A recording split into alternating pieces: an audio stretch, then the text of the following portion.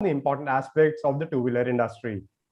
Over the last 2 days, we have touched upon electric two-wheelers as well as the industry's state of recovery after COVID. And today, we are going to be focusing on the global mandate of sustainability that is accelerating the shift to cleaner mobility solutions.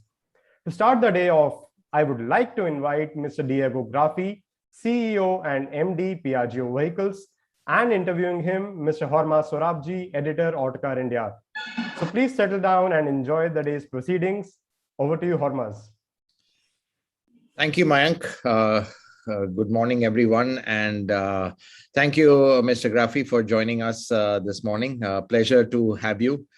Yeah, it's been quite a eventful couple of days, obviously, with COP26 happening, and the whole chatter is around sustainability, electric mobility, and obviously a greener planet. But, Mr. Graffi, before anything, I just wanted to start off with, getting your sense of the overall outlook for the two-wheeler industry, which really hasn't picked up post-COVID as it should have.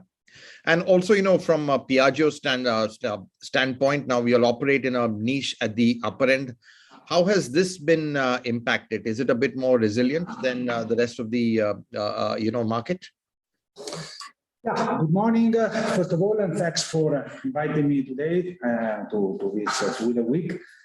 Yeah, actually, last few weeks have been quite, I would say, quite disappointing in terms of trend for what is concerned the two-wheeler market. We are expecting during festive season to have a much better effect of all the positive trend that we have seen since last lockdown, basically. Until August, I would say the trend was quite promising, at least for us. We are still on a growth path in the sense that with Piaggio, we are still, above, the figures that we have consolidated in the previous years. But I would say that overall, for sure, the trend in the market has not been so positive as you correctly remember.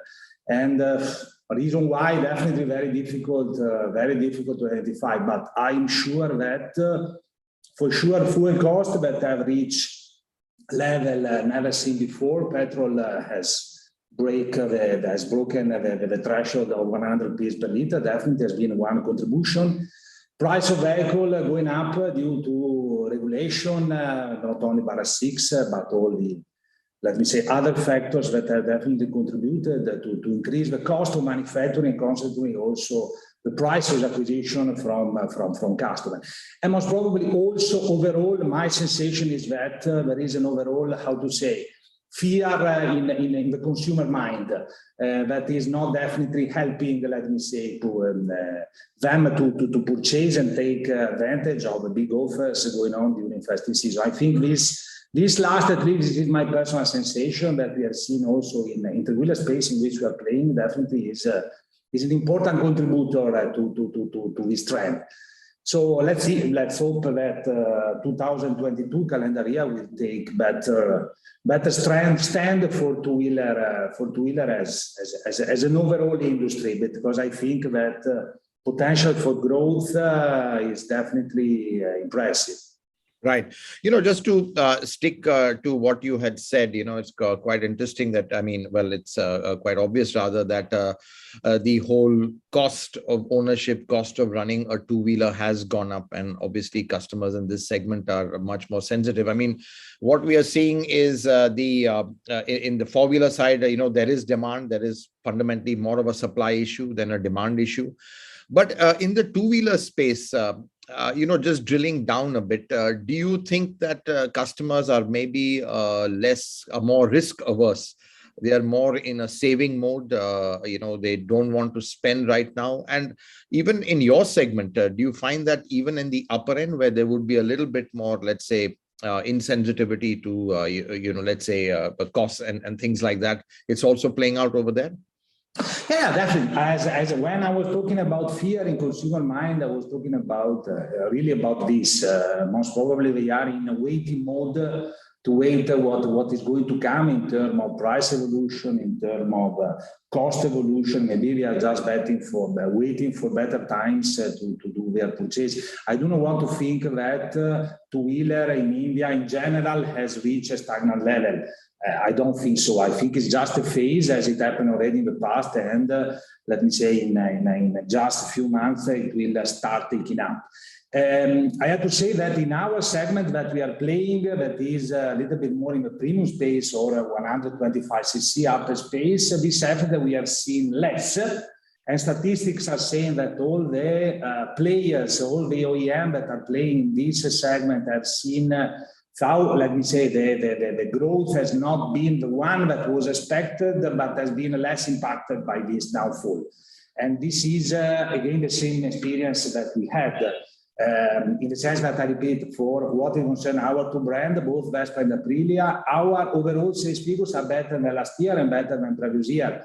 But you know, we are a very, very small player. So let me say, for us, these kind of factors that are definitely impacting overall the consumer mindset for what concerns two-wheeler purchase is a little bit distorted by the fact that for us, definitely the potential for growth through network expansion definitely is huge. So I would not take our case as Piaggio as a significant of a trend in the market. Yes. As I said, I think that in looking again at fact and figures, the segment, the higher segment are less impacted by this downturn. And that means that most probably there is potentially nurture a trend in the market that is shifting towards, let me say, higher displacement or vehicles with higher contents and features. Is a matter of fact that, for example, electric two-wheeler saw at a very, very, very, very minor extent, because volumes are still very low, have been definitely booming in the last few months. So this means that most probably there is a trend ongoing in the market that's shifting towards, let me say, vehicles with higher contents, features, and performances. Right. And, you know, again, you raised the point of electric two-wheelers. Last 2 months, they are booming. So I just wanted to get your sense on that, and even drawing from your experience in the three-wheeler space where, you know, you entered with the EVs over there. And this question has been asked before. Do you think that, you know, because of the current circumstance, fundamentally driven by fuel prices, that the shift to EVs will be much faster than anticipated? And frankly, what are your plans on that? Because, you know, in the two-wheeler space, we don't see that, you know, you've got much action happening in the immediate future. You, I think, correctly mentioned one factor that is definitely boosting the demand of two-wheeler. Personally, I've been impressed by sales figures in the last few months, and I think that these sales figures are a demonstration of a trend that is definitely is already in place. We have seen overall sales of two-wheeler electric that are in the range of 3 or 4 times what they were until only 1 year ago. I think two main factors have contributed to this boom of demand. For sure, as you mentioned, fuel price going up is convincing customers that are very price sensitive in terms of cost of ownership to adopt for this kind of solution that is definitely much more convenient. And second factor, very important, is with the increased benefit through FAME2 incentive that has taken the incentive per battery installed from 10,000 rupees per kilowatt hour to 15,000 rupees, has taken basically the actual price of this vehicle in addition to the various incentive coming from local government like Maharashtra, Delhi, has put this vehicle in competition directly with the segment of 125cc, as a matter of fact. So what the gap that was there before until last year now has been nearly nullified, and for sure this is becoming more and more a reliable option for consumers. So I think these two facts, combined with the fact that most probably there is also a nascent and growing sentiment of being environment friendly in Indian population, that is definitely one important contributing factors. These three factors are taken to the trend that we have seen in the last few months, and I'm sure that going forward is going to be consolidated and even grow at a higher extent. Right. And, you know, one thing I want to touch upon is that COVID seems to have given a big fillip or a boost to e-commerce, and hence the potential for last mile delivery, which always, suits the EVs.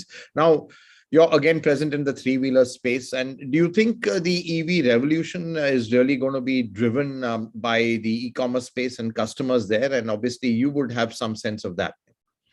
Okay, talking about our experience in three-wheeler, now it's nearly 2 years that we are in this space. And I have seen big response and big growth in both spaces, both B2B and B2C. I do not want to say that it is only B2B or e-commerce or last mile delivery that is boosting demand. For sure, it has been a huge contributor, because it's a matter of fact that big retailer group in India that are traditionally using for last mile delivery four-wheeler diesel vehicle now are seriously thinking to shift to three-wheeler electric cargo version, because it's definitely the most reliable, convenient, and affordable, let me say, solution for this kind of needs, for delivery in the urban areas, but not only that. But I want to mention that recently, as you know, there have been the reopening of permit in Delhi for three-wheeler auto rickshaw, only in electric version. It has been released, if I'm not wrong, 4,300 permit. And as far as I know from the news that we have, the response coming from customers there has been overwhelming, much above what is the total amount of permit available. That means that not only, how to say, B2B space is going to boost demand of electric three-wheeler, but I think that also individual consumer that traditionally were opting for CNG or diesel version more and more will look and see at electric as the most convenient solution in terms of that total cost of ownership going forward. Right. And I think also one could say that, what might even push the EV revolution more in two-wheelers is that you have very limited power or energy sources, unlike a car where you have CNG, diesel, hybrid. With two-wheelers, it's either petrol or EV. Do you think that's also sometimes a bit of a limitation? Also, the fact that, the EVs lend themselves for better packaging in scooters as well. So the sense one gets is that the EV revolution is fundamentally going to be led by electric scooters. And a question with that is also, obviously that's a big opportunity for you. So just wanted your thoughts on how you are looking at that, because you don't have any plans immediately. That's the point. Definitely in scooter space, it is whether petrol or electric. Because actually, and also in the short mid-term perspective, there is no other powertrain solution that is available. Okay, there are talks ongoing at government level that about ethanol, but it's fundamentally petrol-based as well, yeah. But is a substitution of petrol, so it's not an alternate kind of, really not an alternate kind of fuel, a blend between petrol and ethanol. So I do not consider it a real alternative. While in all other spaces, commercial vehicle, three-wheeler, there are multiple options available: petrol, diesel, CNG, LPG, electric, let me say, whatever is available in the market in terms of technology is applied to those kind of vehicles. So for sure, I think that for scooter, EV is going to be the big alternative in the future to petrol. And if we will not going to see a decrease of price of petrol in the next following period, that I do not believe, honestly, is going to happen. And if, let me say, this big push coming from local and central government on electrification of two-wheeler space is going to continue and consistent in the next 2-3 years, I think that is not it's not a dream to think that at least 30 or 40% of the overall sales within the next 5 years will be converted to electric for what it concerns scooter space. Definitely is a space to which we are looking at Piaggio Group with a lot of interest. We have not yet defined our plan, but we are evaluating various options. But it's impossible to play in this market without thinking about going electric. It was a must for what is concerned two-wheeler, and for sure we are going to follow the same strategy also for two-wheeler in the next future. Right. And, again, you raised the point of ethanol. At one point, you got everyone being pushed to EV. Then suddenly ethanol comes in. Obviously, these are huge investments for, let's say, OEMs. So clearly this can be quite, I wouldn't say disruptive, but it really stretches resource, because as a company, where do you put your development money? Because again, converting an engine to a high level of an ethanol blend requires some modifications. What is your thought on this? I mean, do you think there has to be more of a consistent roadmap in terms of, specifying what powertrain source or energy source one needs to have? And clearly, this whole thing on ethanol coming at a time when you're in this transition surely is, a challenge for the industry. Okay, let me say, first of all, I'm honestly very much in favor of innovation in terms of technology, and I'm very much in favor of any change of technology that is taking advantage mainly to the customer. I think that ethanol definitely is a proposal that is going exactly in this direction. But my point is there must be a sort of long-term planning. You cannot expect that industry keep on investing in every kind of technology possible available in the market. There must be a long-term planning that is frozen, clear, defined, and not change, let me say, every now and then. We are just coming, you remember, we are just come out or nearly about to come out from the transition to Bara 6. That was definitely a huge challenge for the entire industry, not only in terms of investment in technology, but also in terms of cost and acquisition cost impact for the customer. Soon after we stopped talking about Bara 6, we started talking about electric.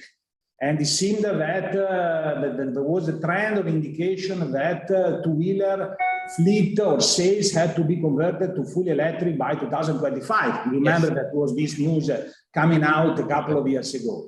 And then suddenly in the last 12 months, this matter of ethanol is coming up quite heavily and quite importantly, but with very short-term perspective, but we are talking about 2023, 2025. So my point is definitely we are in favor as an industry. This, I think I'm sharing this with many of my peers, let me say, that are playing in this industry. We are very much in favor of innovation of technology, as I said, and I want to remark. But the point is there must be a long-term plan because we have not yet over-absorbed the investment done for Bara 6.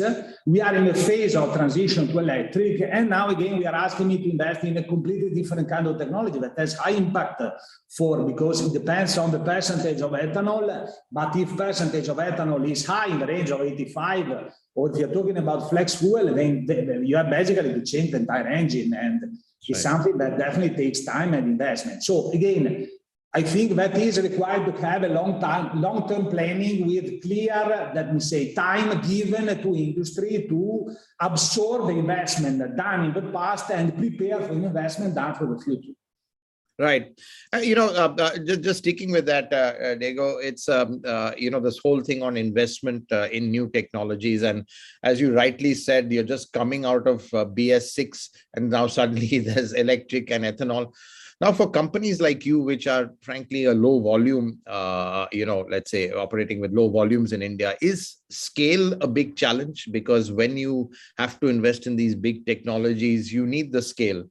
And, I just want to talk on that. I mean, in terms of development costs, do you feel that sometimes a lack of scale is becoming a big challenge, especially when these new technologies need to be adopted? Definitely. Scale is a must if you want to absorb investment. It's true what you say, that definitely we are a niche player in two-wheeler space. But the good part is that being a niche, we have huge potential for growth. And this is exactly the kind of perspective that we are trying to adopt when planning and investing for the future. As Piaggio, we have an advantage in the sense that we share technology at the group level. And most of the times, the innovation or the kind of technology change that are required to be adopted here have already been adopted somewhere else in the world. So, for example, for transition to Bara 6, we took advantage of the know-how and all the, the experience that we have consolidated at group level when we did transition to Euro 5 in Europe, or when we did transition to, let me say, for diesel. So this definitely, and same is valid for electric. For electric, we are taking advantage of know-how consolidated the group. This allows us to keep investment lower, mainly development cost lower. But for sure, this kind is a matter of fact that this technology that we are talking about now, Bara 6, that means most of the time for the electronic fuel injection and electric, are high investment technology, and require definitely a lot of effort from companies. And for sure, economy of scale will be a main driver to distinguish who is capable to compete really in the market, who is not really able to compete. You know, I'm telling you this because we see that in two-wheeler space, mainly, there is a, I think that at least 5 or 10 new startups playing this field are coming up every month.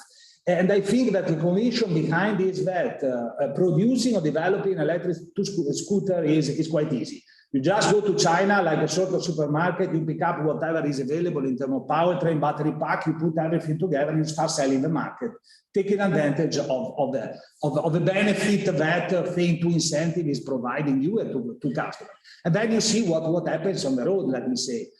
We have quite instances, good instances that we have seen recently of vehicle got fired in the middle of the road due to low quality of components supplied. So I think that going forward, we have to distinguish who is capable to invest and to develop, who has the know-how, and who is just trying to pick up what is available off shelf, put something together, start selling the market.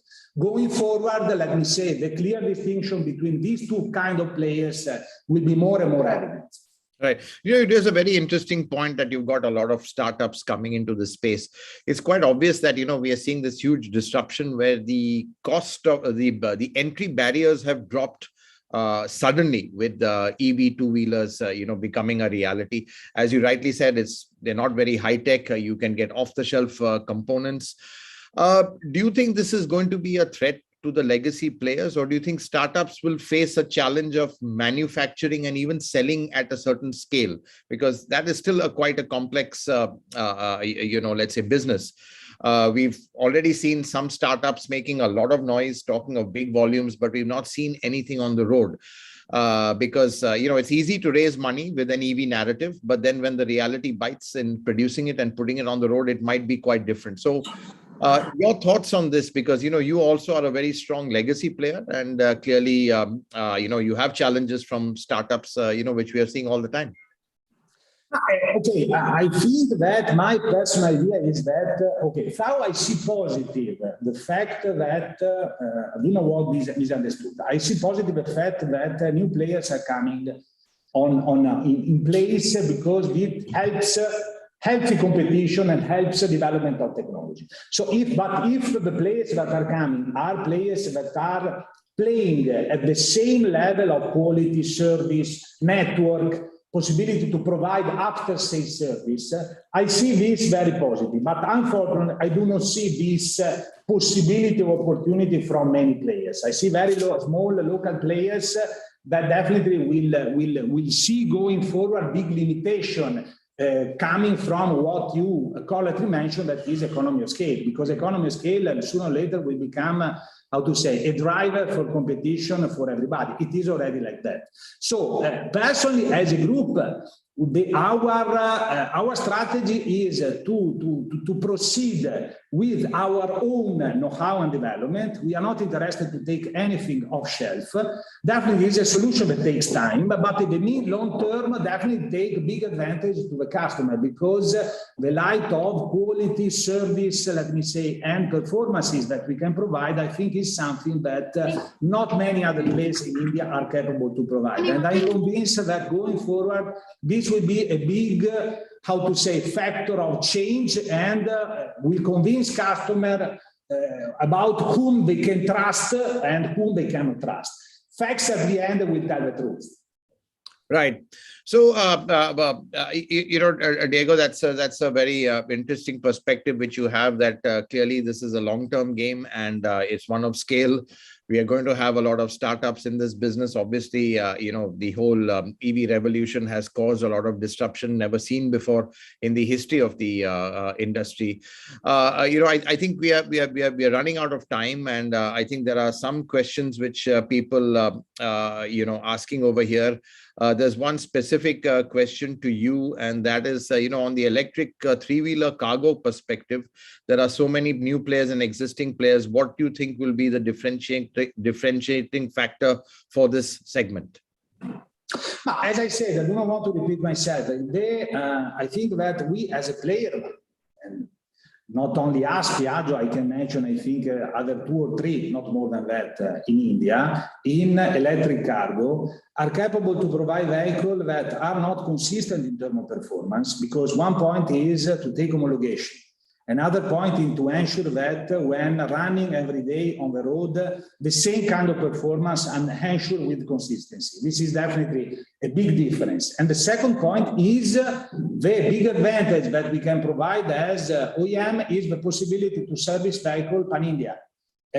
So definitely you have also to take care on a full scale of the consumer needs in the mid-long-term perspective. So the relation with the customer does not end when you are selling the vehicle, but continue then and now on. This has been always our strategy, and this is what we have used to build up our brand reputation in India, and what we are going to continue also in this space. And I think that these 2 factors will show consistency of performance and the possibility to service the vehicle pan-India will be a very distinguished factor that will take us ahead of competition. Right. And, sticking with the whole issue of running costs of an EV, obviously that is an advantage, but we've got one pertinent question where, from the audience, we've got what it says is that the battery still forms 40% of the cost of the vehicle, and it has a limited life in terms of, usage. And obviously over a 10 to 12 year period, do you think this would actually impact the overall cost of ownership and in a way negate some benefit of the EV? For sure, what in ICE scenario was represented by the engine, that was the core of the vehicle. Now the same in EV space, the battery has become the core. This is the main driver for cost and the main driver also for performance. Say that the positive thing is that we have personally experienced in the last 2 years a huge drop on cost of battery per kilowatt hour. Now it is a fact that cost of cell are ranging between $100 and $120 per kilowatt hour. And I foresee that within the next couple of years, it will go in the range of $70 or $80 per kilowatt hour, because definitely the economy of scale will start being there at all levels. So cost of battery definitely is destined to go down. And personally, I do not see that life of battery is going to be an issue or concern, because the battery, at least that we are adopting in our three-wheeler, has a guaranteed life of more than 8 to 10 years. So I doubt that even the entire vehicle is going to go beyond that level. So right. Usually the average life of a three-wheeler is exactly in that range. So I presume that battery and vehicle will reach end of life more or less at the same time. So it depends on the kind of solution that we adopt. Right. And Diego, before I let you go, one final question from me to look into your crystal ball. Now, the government, they made a statement, 2025, 100% EVs, that's not going to go. But what is your forecast? What is your guess by 2025? How much penetration will the EV two-wheeler have in the overall market? Okay, provided that, given for sure, as you say, we must have a crystal ball, but provided that 3 facts are going to happen, that are definitely increase of localization of supply chain. That is a big limitation, big constraint. The biggest constraint that we are seeing now as manufacturer is possibility and availability of components available in India, developed in India. This is a big limitation. Second point, if the incentive from government will continue at this level and will not fade or vanish suddenly, and if in parallel to investment on vehicle, there will be also investment in infrastructure, and we just announced that we did, as Piaggio, we did a partnership with British Petroleum globally, let me say, properly to invest into infrastructure for battery swap, because we believe that battery swap is the future. So if these three things are going to happen consistently in the next 3 to 5 years, I think it's not a dream to think that the penetration of electric into two-wheeler and three-wheeler space will be in the range of at least 30% of overall demand. 30 to 40% as a minimum. These three facts are going to happen. At least this is my view. Well, thanks very much. Maybe we will speak again in 2025 and see how you know, how right you were. Obviously, today we can't predict what's happening next month, given the kind of volatile situation. So I won't hold you to that. But really, it's been a very insightful, interesting conversation. And, you know, thanks for all the kind of insights you've given. And thank everyone also for tuning in. And we will go on to the next session. And I pass it back on to Sumana, who will now be moderating the next panel. Thank you very much. Thanks, Diego, for joining us. Thank you. Thank you. Thank you, Harmas. The technical team is just switching on my video. Hi, this is Sanjeev Saxena. Yeah, there was a striking session out there, and it was indeed very important to see how the rising fuel prices is almost adding a boost to the growing demand for EVs. And on that note, if you see mobility as a subject, if we are talking about it, it is hard not to talk of the ecosystem that surrounds it and also the fallout on the environment. So the race to net zero has become a fast and furious one, given the fact that the IEA expects vehicle ownership to triple over the last decade. And it's today a multi-pronged problem on a global basis.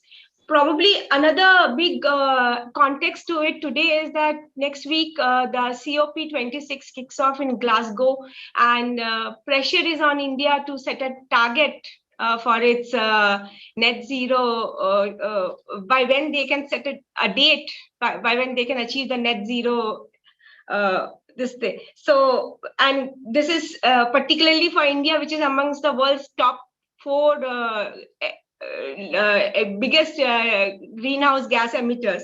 So to address all of these issues, we now have a power-packed panel today on day 3 of the mega two-wheeler conference that's going on by Autocar Professional. And a hearty welcome to all my participants of the panelists today. Maua Acharya, MD and CEO, Convergence Energy Services; Anumita Roy Chaudhary, Executive Director, Research and Advocacy Center for Science and Environment; Pankaj Dubey, Co-founder and Director, Power Global US, and CEO and MD, Power Global India; and Sanjeev Saxena, President, Automotive Division, Schaeffler. A hearty welcome to all of you once again. To start off with you, Anumita, I would like to kick off the discussion of the day. The Union Environment Minister had said that it is now or never for concrete global action to address climate change. So how do you see the dynamics of green mobility panning out in the current context in India, especially the two-wheeler segment? Thank you so much, Shuvana. Great to be here. So you're absolutely right. And now that the whole conversation that is gearing around the climate change and so much of hype and expectations today, and all eyes on Glasgow and what India is going to do. Now, in that, it is very important to position two-wheelers, and especially the mobility and the transportation transition that we require, and how do we locate two-wheeler within that larger transition? Now, what we need to keep in mind in India, that India actually believes in a co-benefit framework, which essentially, because we are driven more today by the local air pollution and public health, but that is not enough. We still want to connect the dot, that what you are going to gain on public health ground, you should also get that climate change benefit as well. Now, in that, the two-wheelers have huge potential and possibility. Now, someone like me who has been working on vehicular pollution for so long now, it was way back, the whole environmental narrative around two-wheeler was that, oh, it's so bad for the environment because of the usage of two-stroke engine and that whole the inefficient combustion, and hugely responsible for pollution. And because of the numbers, the sheer numbers on Indian roads, all source apportionment studies show that they are nearly 50% of the total pollution load from the transport sector. Now, but we also call two-wheelers the Asian dilemma, the Indian dilemma, in fact. These are the small, low-powered engines, cheap, and this is the homegrown solution for mobility that we have developed. Now, as a result of that, the challenge that we face today in India is that we have, in two-wheeler segment, we have seen substantial improvement over time because we had to innovate, because there was no parallel then in emission regulations in Europe and US for this segment of vehicle. So India has innovated, and for that, we have seen the whole demise of two-stroke and four-stroke engines have come in now, and BS6 particularly has seen that even bigger transition to fuel injection system. So the IC segment has evolved in India now quite substantially.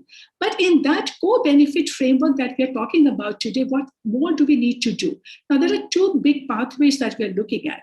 One, that because you have to keep in mind that amongst all motorized transport, two-wheelers have the smallest carbon footprint. It's a small engine. So no other, motorized transport has such fuel efficiency level, right? Now, but we want to maximize that gain with fuel efficiency regulations now, so that the IC, so they can, because you can see that now slowly the market is also moving towards bigger engines, and there's a huge potential to save more because 60% of petrol in India is used up by two-wheelers. But the other pathway is what you have been discussing. That's where the big ticket change is, the electrification. And that the big ambition that is possible there, and Niti Aayog's high ambition target saying that in two-wheeler segment, it is possible to see 80% electrification. And there is a big opportunity today because for this segment, you can, 90% of charging is possible at home. You can do short trip distances, and majority of our trips in cities are short distance trips. So the range anxiety is certainly less in this segment, and opportunity in the e-cargo delivery fleet aggregators, this crossover that is happening today, and the state level policies which are creating additional opportunities for India, that makes it scalable. But we also know that what the new data is showing, that overall the total cost of ownership is also reducing, and after the recent FAME amendment, it is even better. And that it is possible now to recover. The payback period is about 3 to 4 years, even that will further improve. So clearly everything is kind of working towards it. And therefore the final point that I want to make right now is that we need to see now a big convergence between the environmental policy and industrial policy to prepare for that big change. And the industry now has to respond, because in this segment, it is the startup economy that has been the disruptor. But now the OEMs have started to respond, but we certainly need a lot more response from the industry to innovate, because we need safe, reliable, efficient, diverse products today, because you want the consumer pool as well.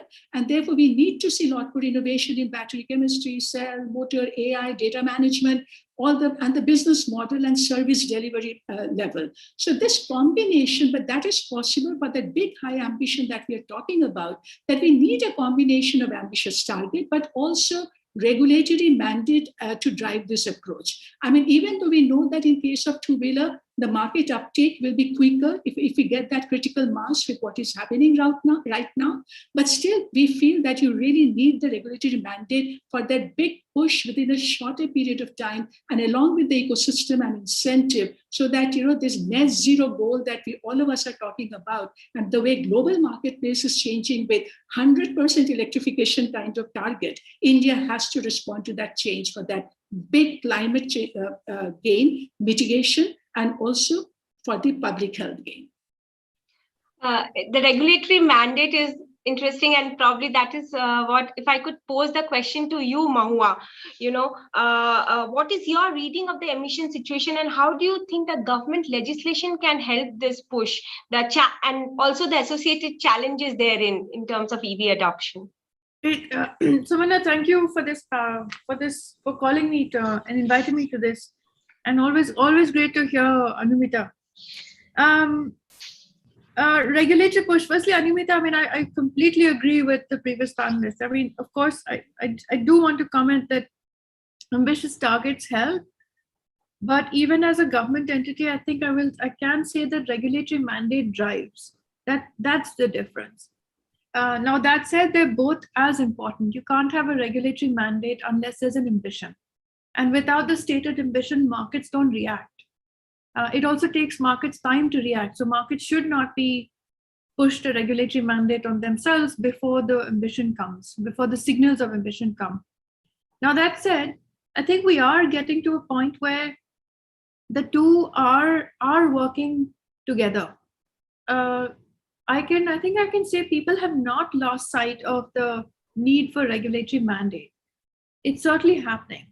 And regulatory mandates don't always mean policy decisions and legal things. Sometimes they're just even an executive order inside an institution, because the institution then changes, and that's a big enough trigger. The overlap between the two, I think it's most apparent in the notification or the basis with which at least I function. Convergence's company functions, where we have been mandated to go out and get a certain number of three-wheelers on the road, and mandated to get a certain number of buses out into the cities. That mandate is a mandate, meaning it's a specific request in a certain direction. So it doesn't get more specific than that. Now, there are things that will enable it, and there are things that come in the way, and there are obstacles, but that's a secondary question.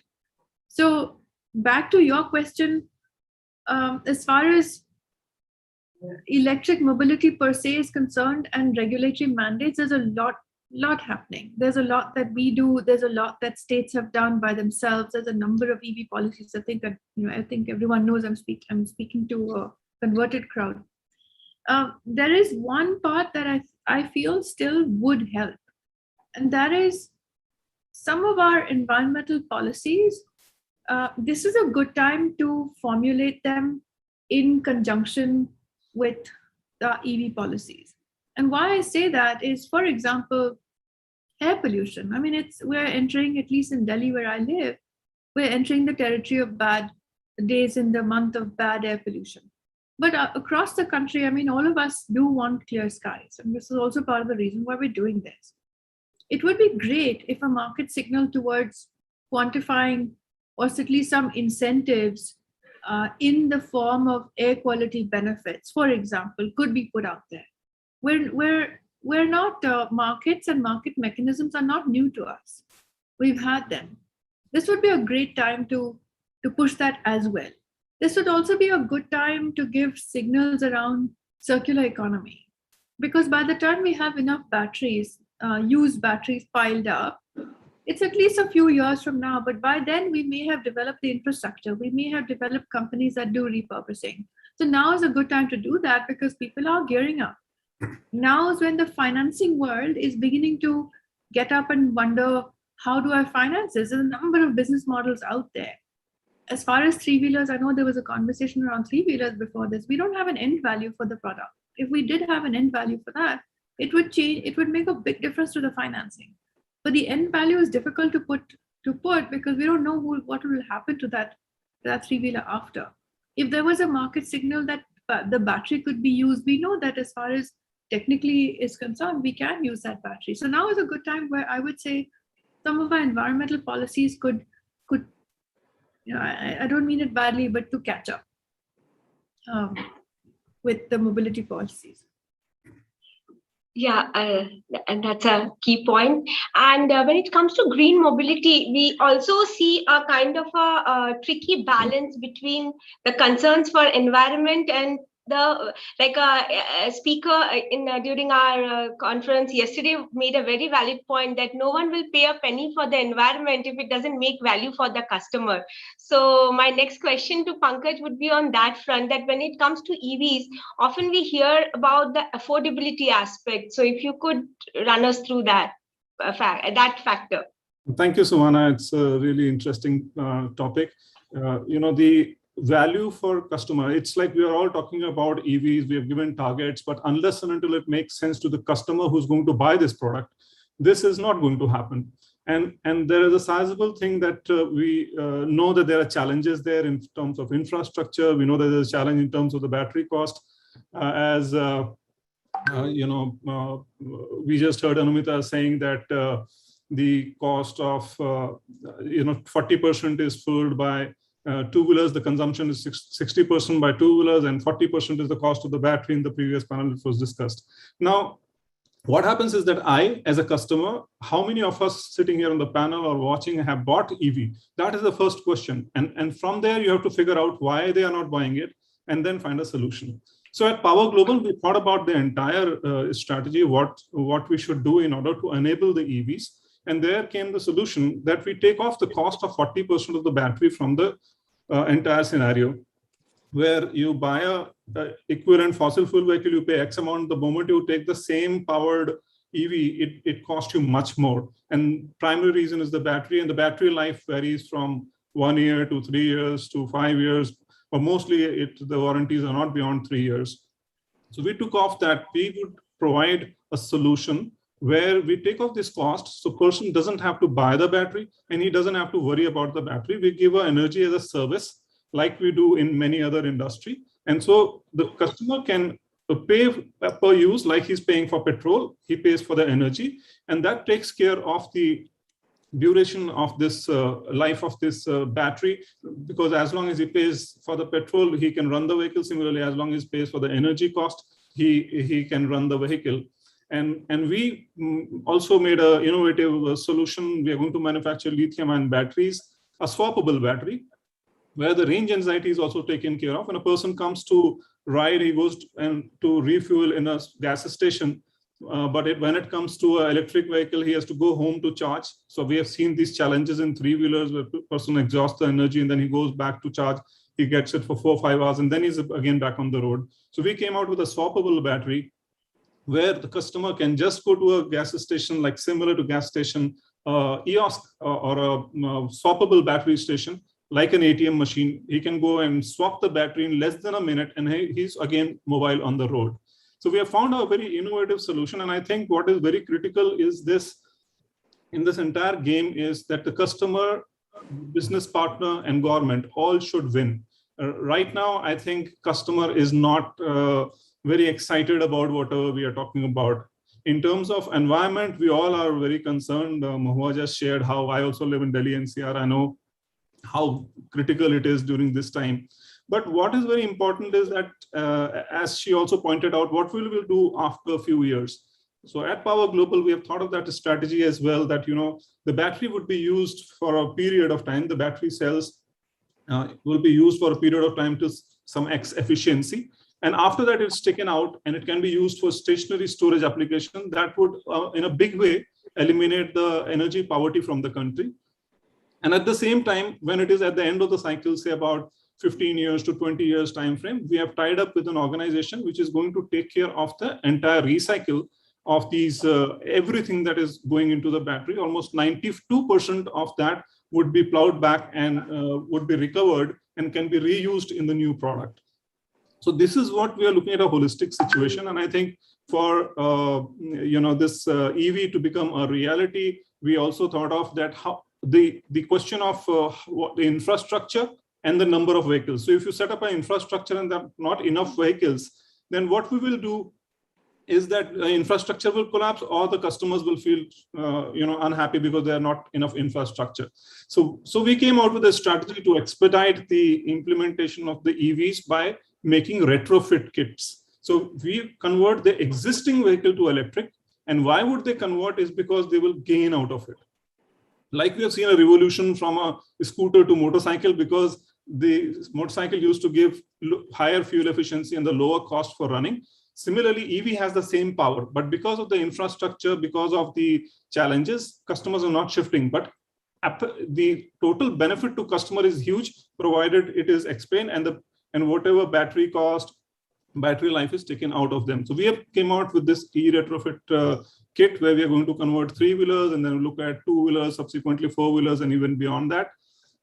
With that strategy, I think we will definitely realize the goals of 2025 and 2030 of meeting the EV number of vehicles and improve the environment on the whole. But there is a catch here that the retrofit is not very simple, because we can do it in 2 hours time technically, but when it comes to re-registration and all, the policies are very stringent, and that is where the government comes in, that we make ease of conversion of these vehicles. So the ease for the customers, if he converts from an existing vehicle to an electric vehicle, it should be very easy. And we have seen that policies in US, in California, in Europe, where you can just convert and go to a registration authority, and a simple form you fill up, you take the vehicle running, and it can be done. So we are hoping that the government can also implement similar policies in India and help overall the EV revolution.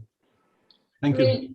We'll deliberate on the economics of electric mobility more. But before that point that you made, Pankaj, that it needs to be a win-all for all.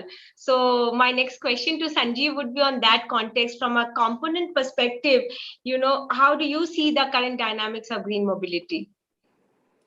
Well, first of all, thanks a lot, and good morning to all my fellow panelists. And I was just trying to read what was the topic for today's panel discussion, and what I read was, it said that the road to greener mobility. And when I think about green mobility, I think to us at Schaeffler, we don't equate it with the e-mobility. I mean, it's not all encompassing. E-mobility is a part of that. And why we say that is because we actually believe that unless you talk about overall sustainability, overall green, being completely green, you cannot bring in a kind of a permanent change, because all other solutions will come and go. To that extent, what we believe in is that, of course, customers and products is the most important thing. That is the starting point. That is what we have to deliver. Green products to our customers, affordable, of course, to their liking, of course, and so on and so forth. And our customer means OEMs in this case, and to the final customers. The other important stakeholders, as we believe in our environment and energy, what kind of energy do we use in all our plants, in all our operations? In Schaeffler, we are committed by 2030, we will be globally energy neutral in all our operations. All our plants will be energy neutral by 2030. As a company, we will be energy neutral or completely green by 2040. That is the kind of commit, and this is not one area. We are talking about a $17 billion company, euro company, globally getting green, making this commitment at Glasgow as we speak. And so that is what is a commitment towards getting green, and not e-mobility is a way to get there. Also, during this way, there are several milestones. When it's not a magic wand that today we say, okay, everything becomes E and everything is E. In India, especially when we talk about India, it's going to be very hard very hard work. And we believe that by 2030, and at least in the LT segments, we'll be having 5-6% EVs maximum, some hybrid, and then still we'll be having a lot of IC engines. Especially in India, IC engines will continue for quite some time. How do we make them more energy efficient? What do we do to make them that they are more CO2 efficient, they pollute less? I think that is a very important question, which everybody loses sight of. The third, and that's basically environment and energy. The third thing, which is very important, is where do our source our material? How about our suppliers? So here we are talking about the what we call as upstream processes, downstream processes, being absolutely sustainable, green, and thereby we would be able to help the environment, help the overall sustainability process, and eventually it comes to the employees in the society. How are we impacting them? If we are talking about e-mobility, do we think that what's going to happen to our people who have been working on IC engines throughout their lives? I mean, that's a dilemma. We have to reskill them. We have to make sure that they are also employable when these kind of changes happen. And that's a huge responsibility which is on corporates like us. And that's how we overall view what green mobility will mean for us, what sustainability eventually means for us. Now, coming to the products and so on, of course, we are working on we already have several products which can help reduce the pollution, help reduce the even in the space of e-mobility and so on and so forth. But the key thing here is that I very often hear is that is the government doing enough? And I've been talking to some people in the government, and they are fed up of this talk. They say industry, and I think Pankaj, you were there when we were talking to Rajiv Kumar, and the things which he said. When is okay, fine, we have given you the framework. Now, please, industry, come up, do something about it. Don't just expect the government to do everything. There was numbers to be produced. We failed to produce those numbers. So that, I think that is something which, as industry people, we got to really sit back and think: are we doing enough? Are we talk about the affordability of the e-vehicles and so on and so forth. Yes, of course, we have to make it absolutely affordable. And that is also up to us. What is our horizon for profitability? What we are looking at? What is our payback period? If we are expecting our payback period to be same as a current IC engine payback period, probably we are not doing justice to the long-term environment and long-term greener road to green mobility. So I think these are the things that we need to keep in mind. Of course, we are all corporates. It makes a lot of sense for us to take business decision, and whatever road we choose eventually has to make good sense for our shareholders. And one more thing which I would want to add before I end here. Now, in a few years from now, you will see that the companies which will be respected, but not just based on their turnover, not just based on their return on capital and so on and so forth, but actually how much they are actually contributing towards environment. Sourcing decisions from OEMs will be made on these counts. And since we are moving towards that, I think it is important for all of us to realize that that is the road ahead, and e-mobility is just a part of that when we talk about greener mobility. So thank you very much. So that will be and actually this is a question in my mind also, that is green mobility equal to e-mobility at the moment? And in a country like India, where a lot of the electricity that is generated is coal-based as of today. So are we just shifting the goalpost from tailpipe and emission to the coal plants? Anumita, I would like you to go first on this aspect. I know this is the inevitable question when we discuss e-mobility. So let me ask one thing. We have to understand, to deal with climate change and air pollution, the future energy for all users will have to be electricity. Whether you are running your vehicle, your industry, and even our domestic cooking, that's the way the whole narrative is moving today. So if electricity is the energy and the fuel of the future, then certainly, yes, we have to clean it up and clean up the power plants and make a very rapid transition to renewable. That's overall. But also understand in that transition phase that how much additional demand are we really going to make on electricity? If we see in the recent ICCT report, it is really not a lot of the total generation capacity that we have in the country today. So it's not that because of the high ambitious electrification, now the electricity generation is going to increase a lot. And the other advantage is that you are now no longer doing pollution control in each and every billions of tailpipe on the road. Instead, do a super emission control in a centralized way at the power plant level, right? And that's a big advantage. And the other big advantage is that once you get connected with the grid, then even without changing the infrastructure, with greater infusion of renewable energy in the grid, okay, and without an additional cost to the there, you can actually make the changeover from coal-based power to renewable power. So there are huge, big advantages there. So even though electric vehicles are called emissions elsewhere vehicles, because emissions happen at the power plant level, but it is still, and it is not unique to electric vehicles. As I said, electricity will have to be used for everything. So we have to clean up the grid. We have to clean up, ensure that as long as we have coal power plants, we go for super emission control there. And as quickly as possible, meet our 450 gigawatt target for renewable energy by 2030.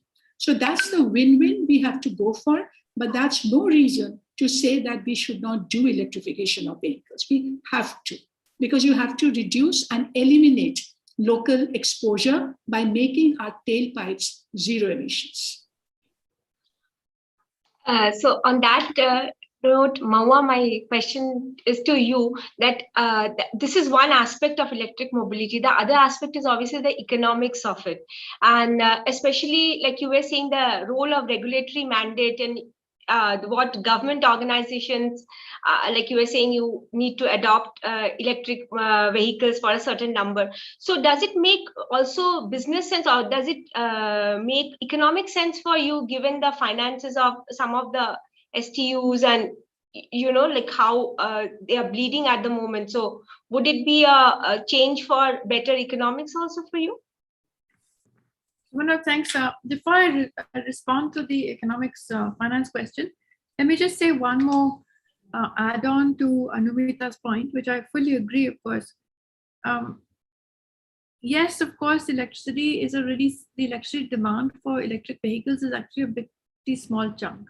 But somewhere, even in that chunk, we have made amendments to the open access regulations, which means that you can, in fact, source now green power for your charging.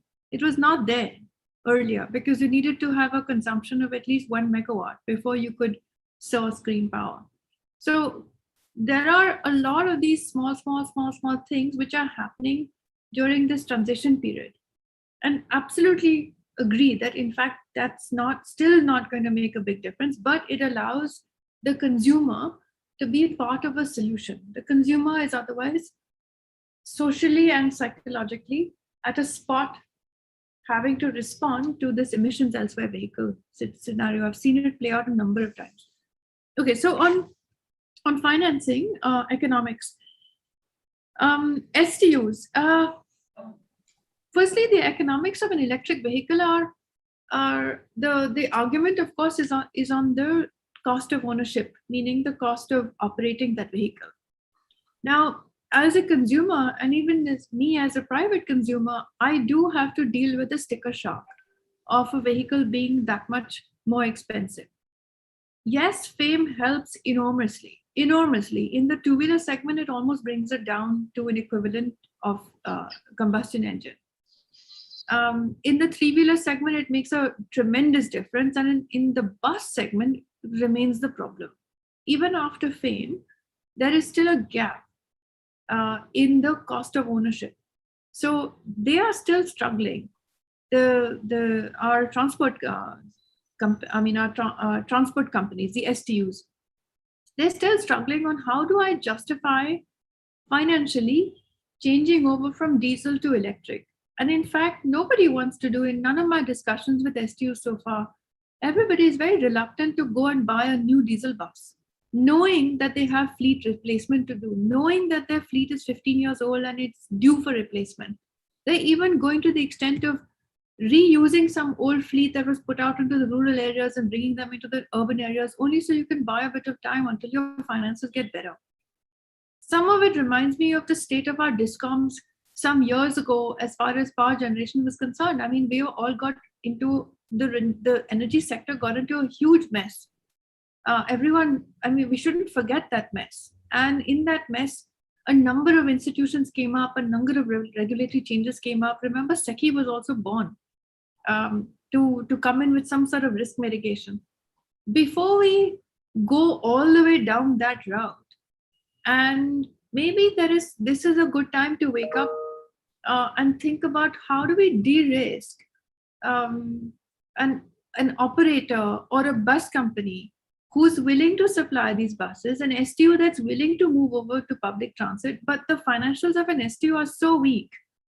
And they are actually in a bind. Even if you ask an STU to clean up operations and increase collections, they're still in a bind because you can't expand ticket prices. And now in a COVID scenario where, this thing called payload, how many people can I put into a bus? Even in a COVID scenario, nobody actually wants to jam themselves into a bus. So revenue even now has gone even lower than that. Right? So what we need in the market is to think about risk mitigation. We need much more risk mitigation kind of instruments. People are willing to pay for a guarantee instrument. People are willing to cover. Can we get institutions such as SECI that come in and provide some sort of backstop? So I think there's something to be said, and this is something that we're facing, that I'm in a situation where operators and OEMs don't want to face an STU. STUs know their problems. They don't have the money to put in the kind of payment security that people want. Even if a lot of operators and OEM ask us to be the counterpart. I can't be the counterpart. Who will cover my risk with an STU? You can't have one institution failing on behalf of another.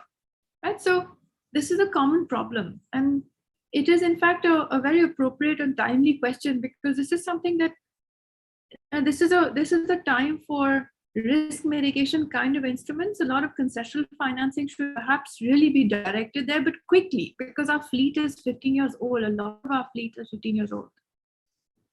Well, on when you talk of risk mitigation, associated question, the other dichotomy I see is the regulations that are coming in. Like, for example, we just leapfrog into BS6. The CAFE 2 norms are also, they're set to come into effect by 2022. The BS6 stage 2 is due in 2023. So how does all of this tie in with the push to green mobility? I mean, it all helps. It all helps. But even after all of these efficiency norms, you're still going to be burning diesel. Diesel prices you're on the wrong curve, wrong side of the price curve for diesel. They're not going down, they'll only go up. And I've not met anyone who expects it to even stay flat. So even after certain efficiency norms, which are fantastic, but it's the cost of ownership, and it's a locked-in investment that makes you that remains on the bleeding side of STU expenditure for a long time, for 10 years, 12 years, 15 years even.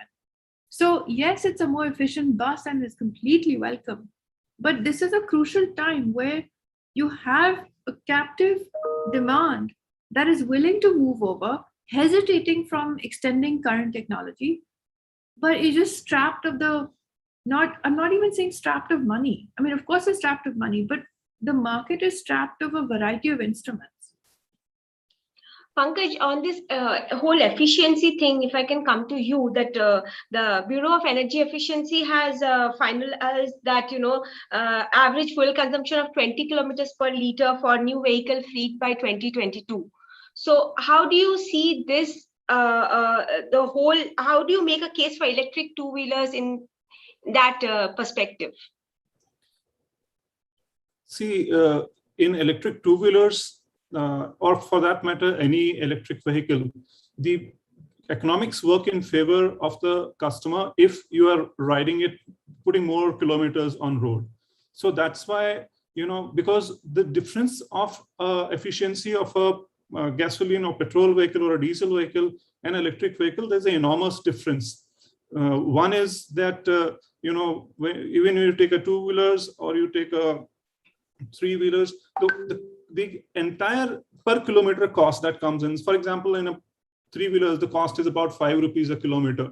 But the moment you shift to an electric vehicle, the cost, if you exclude the battery, is like 1 rupee. But if you include the battery also and you see amortize that cost over a long period, it's not beyond 2 or 2.5 rupees. So clearly there is a 50% saving. But the upfront new investment in a vehicle is a barrier, where you give up your current vehicle, you buy a new vehicle, and then the battery thing that comes in the picture, that every 3 years you have to buy a new battery and pay 40% again.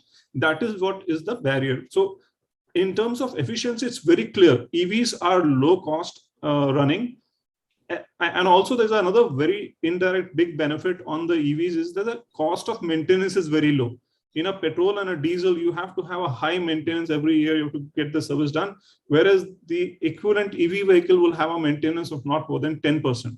So all these are favorable thing in support of the EVs. But when we have all discussed about the challenges because of which it's taking slow for a shift to happen. I think when we have more vehicles on the road, more customers speak good about it, it will become a reality. And that's one reason why it has worked in three-wheelers. You see a lot of e-rickshaws moving around. You see a lot of EVs moving towards three-wheeler because they put a number of kilometers every day is 100 kilometer plus. So 100 kilometer plus means that even if they make an upfront investment, they save 3 rupees into 100 every day. In a month, 9,000 rupees. In a year, 1,08,000 rupees. So for them to make it makes sense. But if somebody is shifting from a two-wheeler to an electric, he's putting on 20 kilometers, 15 kilometers a day. So his saving is very less. And therefore, his upfront investment is very high. And that's why, unless and until you don't have a two-wheeler and you want to buy a two-wheeler, you would go for an electric vehicle. But if you already have a two-wheeler, to shift to a electric vehicle, it's going to take time till the vehicle is say obsolete or go into the Government of India new policy of scrappage is applied. And then you say, you have to buy a new vehicle. That is when the economics would work and the EVs would become more popular. Sanjeev, on that context, right now we are seeing states across the country going on an overdrive in terms of providing subsidies and the EV policies that are being announced one after another. So in this current context where infrastructure is still not adequate in many ways, especially the charging infrastructure, do you think these will support the EV ecosystem and it will support the faster EV adoption? Well, in fact, Sumana, there are two ways of looking at everything. Or the glass may be half empty, half full, or maybe a little bit full. I mean, even with the sip or so, like this glass here, it has got a sip for me. And this is something which we need to understand. We all keep on cribbing about infrastructure and that chicken and egg story and so on and so forth. But there are people, there are green shoots. Get down at Delhi airport, go to the Blue Smart Mobility. You will find that cab there costs half the price of Ola and Uber. And they will drop you anywhere in NCR. You talk to those drivers. That is where the real taste of the pudding is. These drivers, they are so happy. They have worked with other cab aggregators. They have chargers everywhere. They drop you home, go to the charger, charge for 2 hours, and so on and so forth. So everything is pretty much done for them. Similarly, there are announcements every day when people are investing in charging infrastructure. The government also keeps on announcing. There are private players who are running helter-skelter, doing that. They're startups. So the trouble is that we are so much used to seeing those sensationalization and getting that beating India up story kind of thing. That's where we do not look at the brighter side of the things. Get out in the morning. Anybody who goes for a morning walk in the NCR, they will find 70% of the vehicles that you will see on the road which are delivering goods. Two-wheelers, you will see Zappy and all that stuff. Three-wheelers, you will see Zors, Piaggios and all that stuff. Most of them are electric. So the change is already happening under our noses. You go down the road and you will find that there are electric two-wheelers almost. I know people who actually booked electric two-wheelers. They're waiting for it. So things are already happening. Now coming to this, yes, there will always be this story that whether is it happening fast enough and so on and so forth. That is a debatable question, but things are happening, and things will happen. there has to be a critical mass. I think all of us know that famous BCG curve, which talks about there are innovators and then there will be laggards. Don't worry about laggards, they will sort themselves out. The key thing here is the changes are already happening. We talk about total cost of ownership. Yes, there are a few glitches there, but once you see overall cost, and you will need a couple of pioneers. When you see globally, in EV, mostly the new players have won. And you look at China. I mean, I had the fortune, I would say I'm fortunate enough to live in China in 2000, early 2000s. I saw this revolution. Some of the companies which were not even considered good enough to talk to multinational companies are now ruling the roost. And those are the companies which are really calling the shot. Look at what's happening elsewhere. Look at our own country, where I think we have a new kid on the block who's kind of telling everybody what's the future of two-wheelers is going to be. These things are to be taken very seriously. These people have done their homework. They know it makes a lot of businesses to get into this kind of business. So I think it is now time where we actually start believing in the story, start converting to the story. And also, if we look around, we will find lots of positive vibes, lots of positive news which are happening in that direction. Is it fast enough? That is a question we can debate. But in my mind, I have no doubt that based on my experience, what I see out there on the road, the change is already happening. And there are a few players who are actually way ahead of others, especially with the traditional players in the industry. So I would be very much worried if the traditional players are not thinking like that, and they are just banking that this business will continue as usual, because it is not going to continue as usual. We have seen the push from the government now. Just when we look at the PLI scheme and so on and so forth, we see that there is some very serious thought of encouraging the industry. Industry has two options: to keep on cribbing, keep on talking about the government is not doing enough, or take it from the beard and make the best of this opportunity. And we at Schaeffler have already decided and gone public with this, that we are going to go ahead with our sustainability program. We are going to go ahead with our we want to be in the top 3 or 4 companies who's actually moving on that path. So we are very clear. This is what we are going to do. On the please continue. Yeah, and just to end my just saying that yes, we will have to increase the pace, and but when we increase the pace, like the other panelists, they were also talking about overall carbon neutrality. I think that is one thing which we have to keep in mind. Only electrification of the vehicles is not really the final solution. The solution will have to be the whole supply chain as we know it. On the whole sustainability aspect, Anumita, if I can ask a question to you, that the battery disposal for an EV is another area of concern. Do you think the current policies that we have are adequate, or what kind of policy is required to really achieve that sustainability goal in that context? Absolutely, Shubhana, because this is something that we are worried about. Now, even though this country has e-waste rules and regulations, but we still need to add a lot more to that from the perspective of e-vehicles. And now, first of all, battery disposal from e-vehicles, of course, is the magnitude and the scale of disposal is certainly going to get much higher once we begin to get the e-vehicles on road. But because so far we have only been dealing with the batteries from our IC engine, the smaller, those engines. But the fact is now each and every city, and as part of the state policy, because this is going to be largely a state subject, even though you may have central guidance and regulations, but the state governments will now have to come up and be prepared for that entire chain of the disposal system that we now need to design. That is from the collection of the battery to transport to material recovery, and proper labeling of the battery in terms of its chemistry, the composition, All of that will have to be done, and the right infrastructure will have to be created. Only now, for the entire vehicle stock for scrappage, we have just started to think about, and some cities have started to set up scrappage centers, right? But it is still too small. Otherwise, the entire business is being managed in the informal sector today, and without proper environmental guidelines for disposal. Now, therefore, I think this is really a very big ticket area that we really need to look at for battery disposal system. But yes, along with all the other strategies that we now need to get the right scale for the EVs. We are gradually reaching towards the fag end of our session. So a lot of questions, there's a steady flow of questions coming in. So if I can take the first question is for you, Mahua.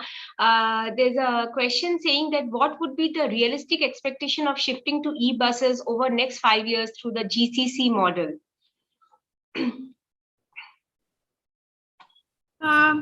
Quite high, I would say, quite high.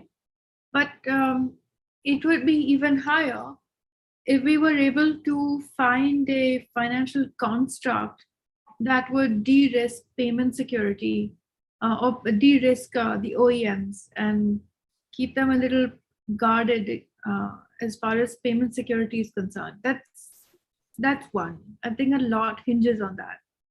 Of course, a number of other things also make a very big difference in terms of reducing prices discovered, or any kind of prices. They are to do with the cost of the bus, the how much you use the bus, meaning how much you use the asset, how much you use the bus for. But if I were to choose, I would say, well, actually payment security is the hardest, the most difficult, and yet the most potent as far as shifting is concerned. So high, very high would be my answer, but it would be a lot higher, and the visibility would be clearer if we could just spend a little bit of effort to look into that aspect. Thank you. The next question, there's another question, Pankaj, I would like you to answer this. It says battery charging and replacement, which is almost the 40% of the cost. The frequency of the battery replacement is quite challenging. So as a consumer, none of these factors are motivating for people to adopt to EVs faster. You are on mute, Pankaj. Oh, sorry. So yeah, Sumana, that's right. The 40% is a big challenge, and the life of the battery is also uncertain, with some low quality battery being imported and supplied. But what we are doing at Power Global is that we are taking off the 40% cost from the vehicle, and we are going to supply, as I earlier said, the battery as a service. So you don't have to buy the battery, and therefore the warranty for the battery stands for lifetime of the vehicle. And that take care of the concern of the customers, and we would provide, and we will take care of this efficiency of the battery as well. Like, after the challenge is that the cells, when it goes to below 70% of the efficiency, it's no longer can be used in the electric vehicle. And that's why, the customer faces this challenge, then he has to buy again the battery at 100% efficiency. So that all would be taken care of by our organization, Power Global, who's going to set up the infrastructure across the country and supply these battery with energy as a service. So this will be taken care of with that challenge. But the customer is absolutely right in this, that 40% is a big amount. And that's one challenge, because of the industry is being right now not growing at the pace that we want. Anumita, one question for you. Here is an audience question asking that what is your assessment of the relative emission of the new generation BS6 vehicles versus biofuels versus EVs? So what is more of a gain in terms of sustainability? Would scrapping of BS4 vehicles a better way going forward? So let's keep in mind that BS6 certainly has given us that leapfrog currently, but this is really not the final goalpost. We still have to do a lot more. And we feel that now, as we begin to push the IC engine with the better emission standards and further improve upon BS6, that is actually going to be one big push factor for electrification, actually, because BS6 plus strategy will be a lot more complex technology. And keep in mind that we have to achieve that complexity and the advanced solution within in a price sensitive market, and the industry does not have much space to kind of bring in the solutions that exist for the car technology. It is not going to be cost effective and so easy to adopt that solution in two-wheelers. So IC engine is going to kind of hit a plateau beyond a point. That's something we need to keep in mind, even though BS6 transition has been good. The other part is the biofuel. Now the biofuel, I mean, I don't think this is really the time in India to lose time doing these intermediate solutions. When the world is talking about 100% transition to zero emission, completely, at that point of time, just get on with your electrification strategy. And also, biofuel is just not an emission issue. Biofuel is about locking your agricultural land, which is otherwise meant for food production, to generate fuel for the automotive sector. That is really not the best way to move forward. And secondly, the life cycle analysis in terms of the emissions, the greenhouse gas emissions, etc. That this is that the biofuel that India is going to use is also not from the cellulosic material. It is going to be the crop. That different kind of crops, and it's a big demand on the land, not only on farmland but also on the common lands, which are the survival base for the poor community. So that's why I think let's push the IC engine as much as possible, along with emission standards and fuel economy standards, and at the same time speed up the goalpost and do the work to accelerate electrification as quickly as possible. Yeah, so before I let all of you go, the mandatory thing that we would like is your vision, your 5-point vision for future, and in terms of both EV adoption and what green mobility means in the Indian context. So Mahua, if I could start with you. Oh, very tough, Sumana. In about 5 years, I don't think we will need subsidy for buses anymore. Much less than that. Much before that, I fear we will not need subsidies for three-wheelers. And I think as far as two-wheelers is concerned, the markets will speak for itself. So that's on the subsidy thing, because really a biggest chunk of the national push is towards subsidies. Where will we end up? I think a lot of our public transit, despite it being quite difficult to convert, will in fact convert. We will see more electric buses. Why am I going on about buses? Because it's the point of highest impact. Of course, the greatest growth, but this is a known market thing that it'll be in the 2s and 3s. So it's a no-brainer in that sense, right? What we're talking about today is struggling on a lot of the pieces of the puzzle. I'm very hopeful and optimistic that our environmental policies will also develop alongside it, because we have the voices right now who are raising these issues. And it's just a question of time before these voices then get together and something is drafted. So I'm quite hopeful of that.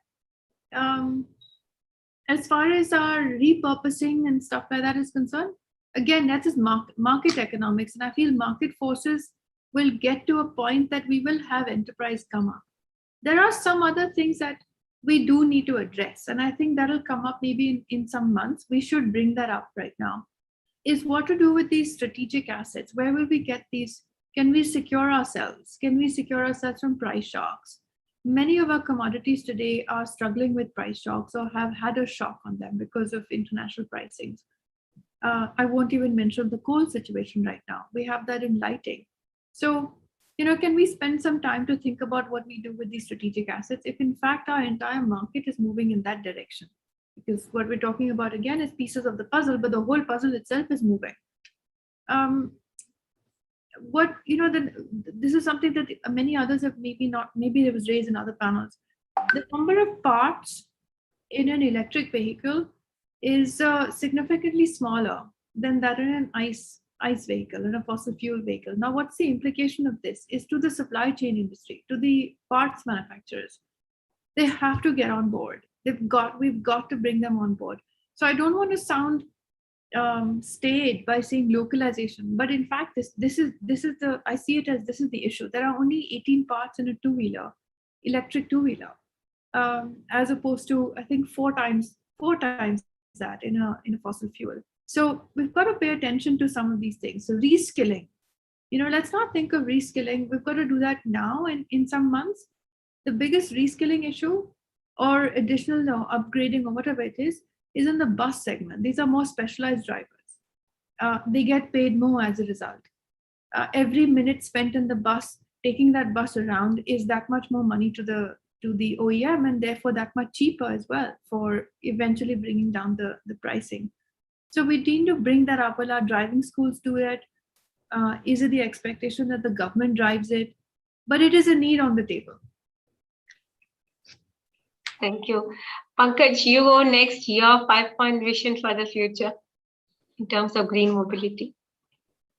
I think, we have discussed most of it, but to summarize that, I would say that not all vehicles to meet the emission norm, whether it is Bharat Stage 6 or any further emissions that we have to meet, you don't have to necessarily scrap the vehicle. There is a possibility that if the vehicle condition is good, you can retrofit with EV and have that vehicle still moving around without polluting.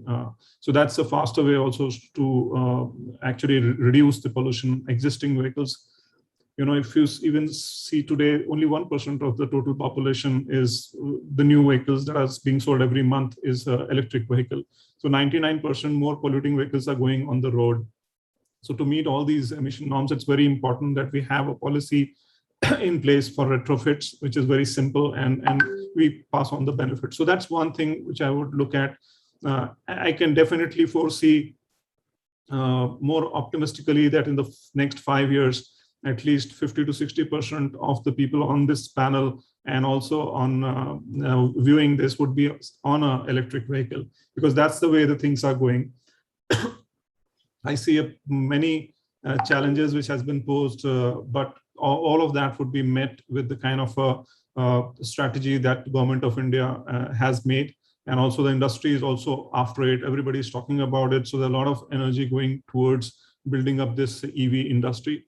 Sanjeev was talking about, we had a meeting with Rajiv Kumarji where he was so positive about coming to them and making policy changes in order to make the difference in the market and to make India really prosperous. So there is a willingness from the government side, there is a willingness from the industry, and it's just that we have to get the customers to become, technology has to make it in a way that it doesn't need subsidy. So we have to evolve this system where it's the win for the customer without the subsidy. And I can see that happening if we have, the practically more customers starts using it and the entire ecosystem is developed in the next few years. So I see very positive outlook in the next 5 years, including, two-wheelers, three-wheelers and buses.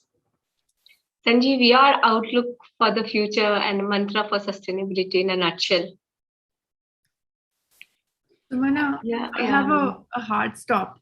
I need to get off and get back onto Zoom.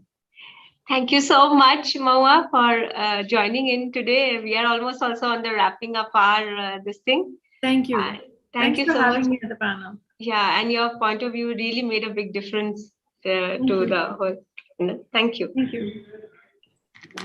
So, Sanjeev, if we could continue with your outlook in a nutshell. Yeah, sure. Thank you.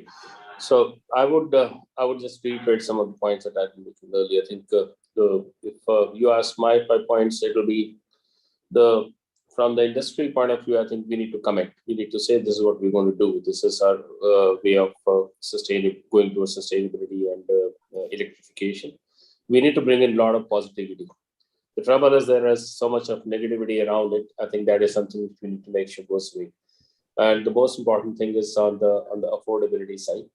I always say that investment for a company in e-mobility is kind of a fixed deposit. It will definitely give you results, but after a certain period of time. So if we all commit to do that, I think this is going to be a winner. The most important part here to understand is that this change is inevitable. We cannot wish it away. And people who are thinking that it is a fad which will go away in some time, they are grossly mistaken. So my suggestion to them would be to get onto the bandwagon and do something good while you can. So that would be my 5 points. Thank you very much.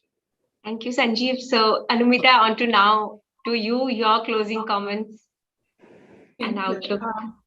So the way I would really like to look at the future, clearly we want to see a mandate, a regulatory mandate, and clear target and time-bound implementation strategy.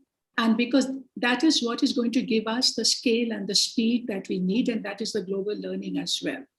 And simultaneously prepare for the IC engine as well. They also have to be part of the game.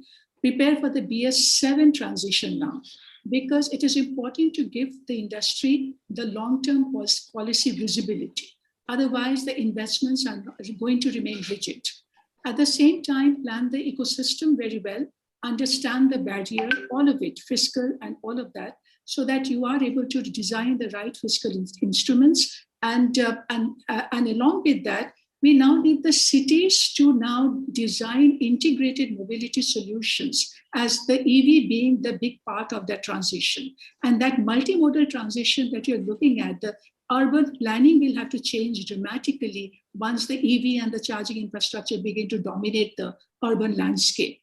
Demystify the product for the consumer. They will have to be part of that solution. And even after the TCO and all that good data that we are getting, why the market is not picking up, let's understand that. And consumers have to understand that very well. And finally, to manage this transition, this big transition, we also have to ensure that we are maximizing the employment potential and the reskilling that is needed in the industry today, and a good industry strategy to respond to this so that we are able to gain and retain the maximum and maximize the value chain within the Indian economy. I think that's the vision that I would look at. Thank you so much, ladies and gentlemen, for taking us through and setting the agenda for what green mobility means in the Indian context. With this, we move on to the next set of our two-wheeler on day 3. This is the technical presentation will be provided by Schaeffler's Mr. Prajod Ayapat. So we move on to that segment of the panel discussions right now and bring a close to this wonderful and lively discussion that we were having. And with this, I also hand it over to my colleague, Nilesh, who will take us through this next segment of the two-wheeler conclave.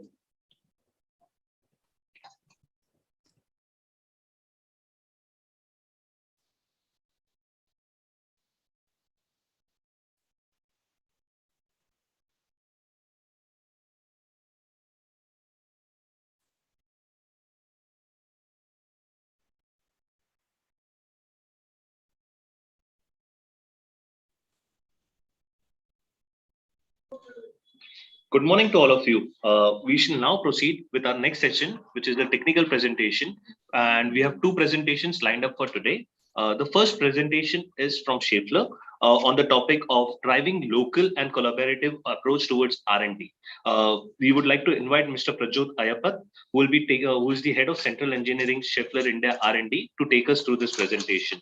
To give a brief about Mr. Ayapat, he has been associated with the two-wheeler industry for over 2 decades. And prior to Schaeffler, he has also worked with Bajaj Auto, Caterpillar, Piaggio, Mahindra in various R&D positions. Before I hand it over to Mr. Prajot, I'll request our audience to kindly share in their questions and queries in the chat box. We would try to take it up after the presentation. And now I'll hand it over to Mr. Prajot to continue the, take us through his technical presentation.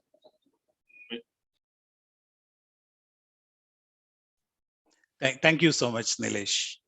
And a very good morning to all on the line.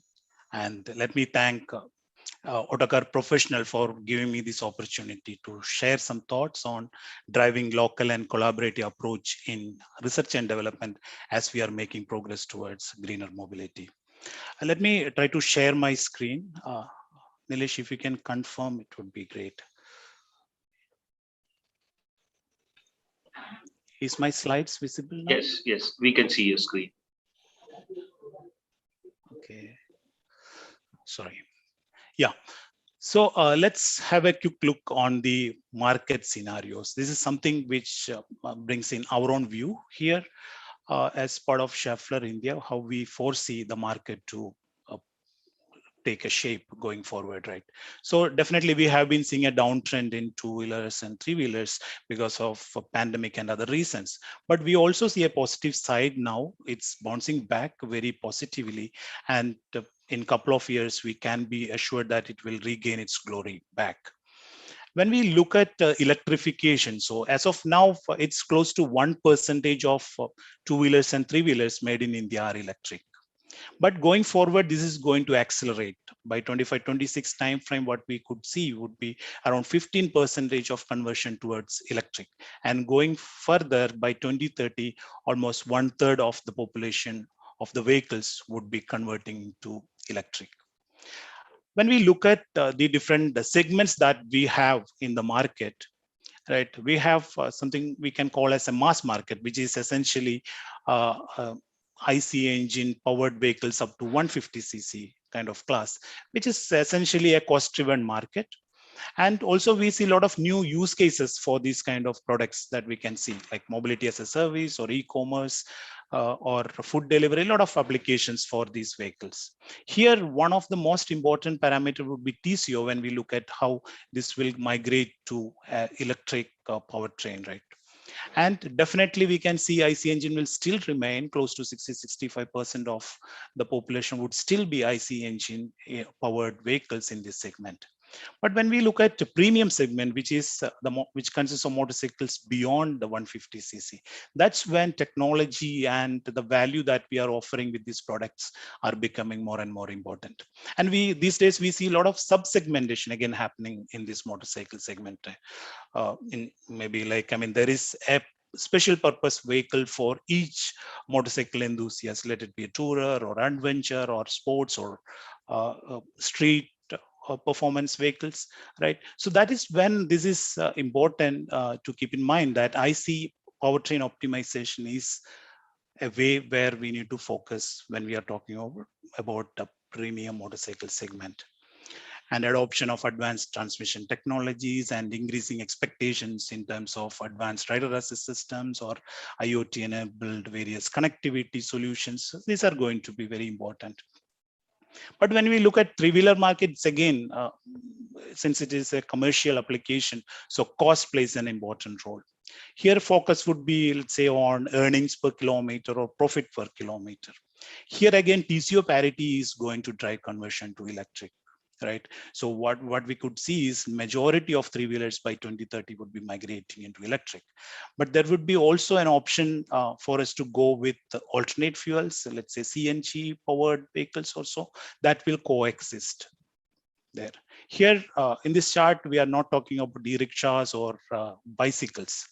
But one important trend that we could see globally is the e-bicycles, which is going to grow very fast. And the demand, global demand, as we are estimating, is more than 20 million by 2030. So this gives an opportunity for India as well to participate in that. And probably we would imagine India being a manufacturing hub taking a shape, and probably by 2030, we would be making close to 1 million electric bicycles there. Going forward, let us look at on the way to electric, what are the key enablers, what we are talking about.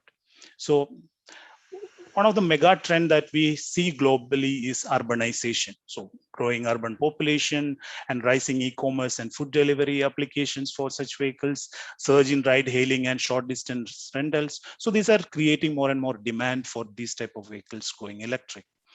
And there is a push which is happening from government, various government policies which are favorable for adoption of electric vehicles in this segment. Let it be FAME2 or state government policies or Make in India Atmanirbhar Bharat initiative. These are driving kind of pushing the market towards more of electrification and two and three wheelers. And one important aspect when we talk about going towards electric would be, of course, cost of ownership. There is a good reason for people to adopt electric when you talk about running cost and maintenance cost.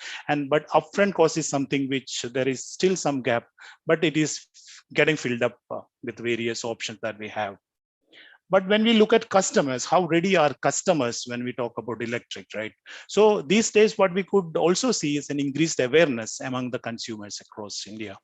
And a lot of visibility for e-mobility these days, and two-wheelers, three-wheelers, we can see a lot of vehicles supplying on the roads. So this gives a lot of confidence for the consumers to kind of taste it. And also, of course, the fuel price going up. There is a lot of reasons for them to consider this. Also see charging and battery swapping infrastructure getting developed by various stakeholders in the ecosystem.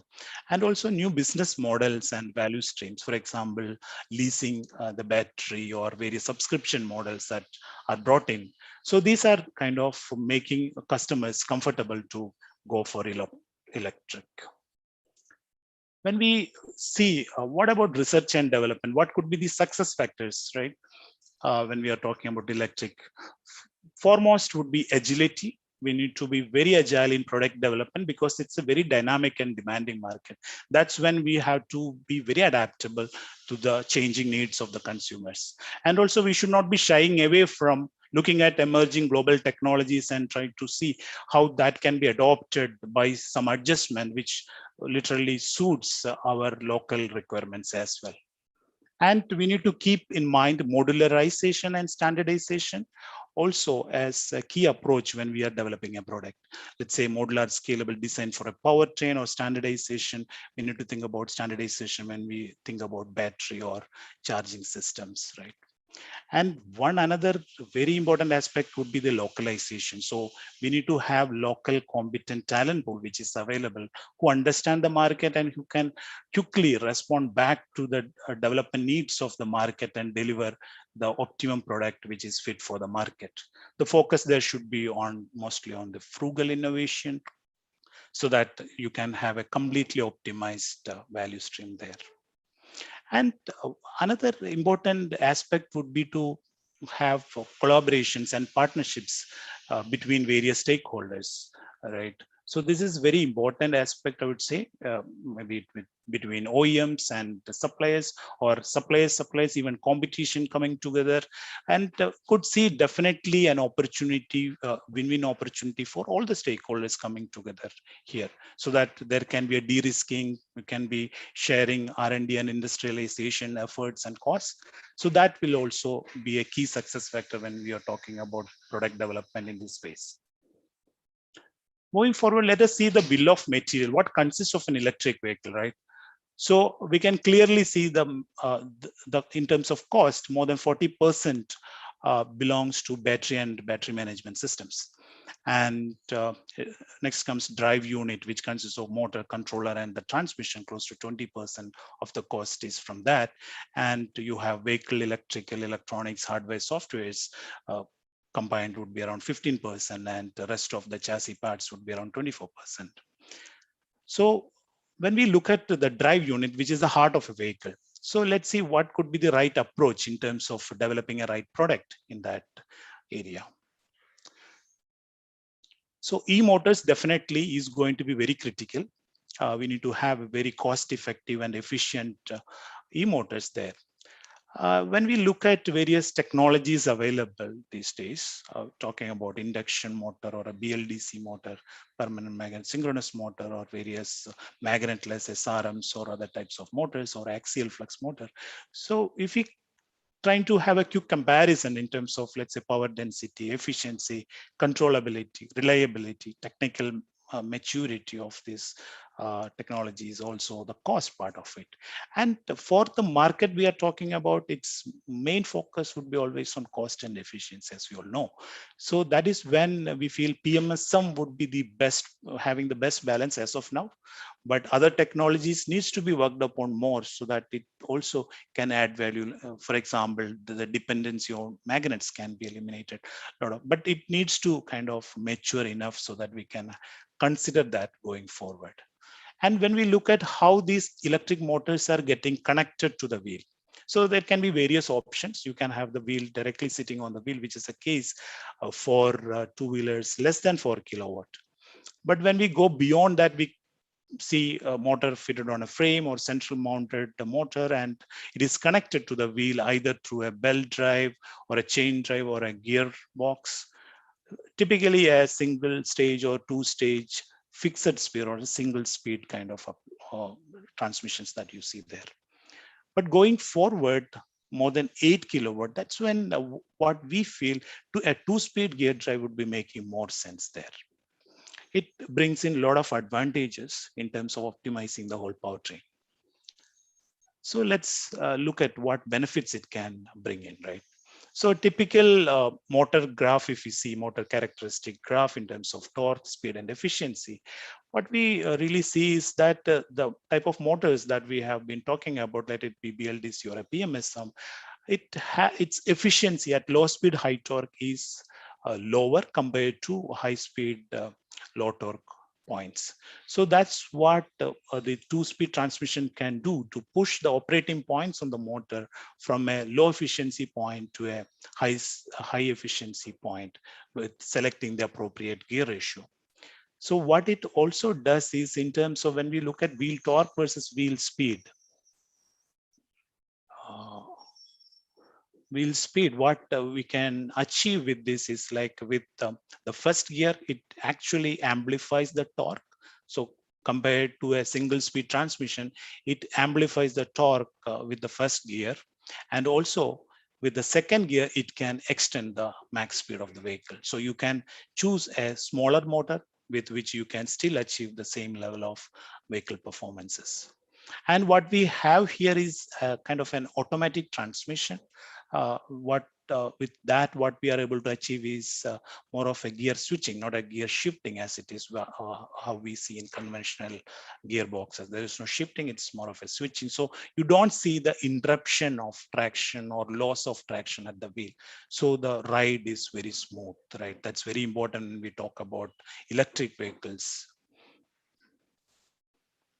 So here what we have followed is kind of a modular and scalable approach, as we talked about, so that the product can be scaled up or down to suit different needs, starting from a 5 kilowatt to a 30 kilowatt application, and various vehicles from a motorcycle to a three-wheeler passenger or cargo version, ATVs or golf cars.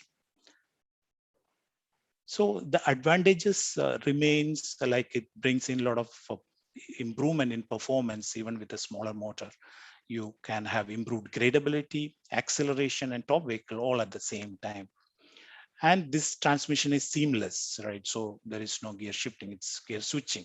So that is again a added advantage there. And it's very highly compact. And also it can have wider gear ratios. Talking about the ratio of ratios between first and second, it can be as high as 2 in this case. And it's a modular design, so it's very easy to kind of scale up to a 30 kilowatt application from 5 kilowatt. It's robust and cost effective and compatible with all type of architectures that we see in these type of vehicles. And as we saw, there is also potential of energy saving, so with which you can downsize the motor. Of course, downsize the motor because of the superior performance. Also, you can downsize the battery with the same amount of saving that we can achieve from here for the same range. Or you can have an extension on the range for that matter. And it also brings in some inbuilt safety features like hill hold assist and anti-theft, purely by the virtue of the transmission itself. You need not have the motor getting powered up to make sure that you are able to hold the vehicle at the hill. So that's again an advantage with this. So we quickly saw the trend, the global trend, right? So we are looking towards future and trying to imagine what could be making more sense for an electric bicycle. So what we have conceived here is a free drive, what we call as free drive. It's essentially a serial hybrid powertrain. So what we have is a generator in the pedal axis, and it is not using any chain or anything else to connect to the wheel. So what we have is a separate hub motor which is sitting on the wheel. So with which what flexibility it brings in various types of applications, a bicycle or even a tricycles, cargo version of tricycles. I mean, a lot of application, as we see, a lot of micro mobility applications are emerging as we talk about smart cities coming in, right? So the integration is easy with all these type of vehicles, and also there is a possibility with which you can kind of select different modes for the rider. So various levels of assistance can be offered, right? So that the feel of cycling on a hilly terrain or a straight road, anything can be kind of programmed and the rider can feel that. So that is an added advantage. And here again, it's kind of a collaborative approach we have had here. Basically, all the electronic software, these are all developed out of Schaeffler, India, and also there was some collaboration with another company called Heinzmann. So this is when we were able to bring in this solution, which is fit for market, not for India as of now, but going forward, definitely by 2030, we see a lot of relevance for these kind of technologies getting produced and exported worldwide. So we talked about importance of ICE powertrain, because the majority, even in 2030, we still see around two-thirds would be ICE engine. So optimization of ICE powertrain needs to continue. So this was our almost a focus area. So from efficient engine to advanced transmission, automation technologies, these are the areas where we have been working. So friction reduction is very important. So this is a never-ending journey, right? Whether it is an IC engine or a electric powertrain. So friction reduction is almost very important.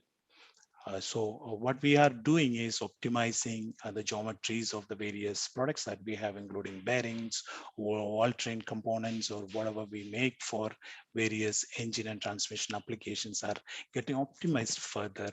And also we are developing a lot of surface coating technologies which can improve improve or reduce the friction levels at each of the interfaces that we have in the engine or transmission.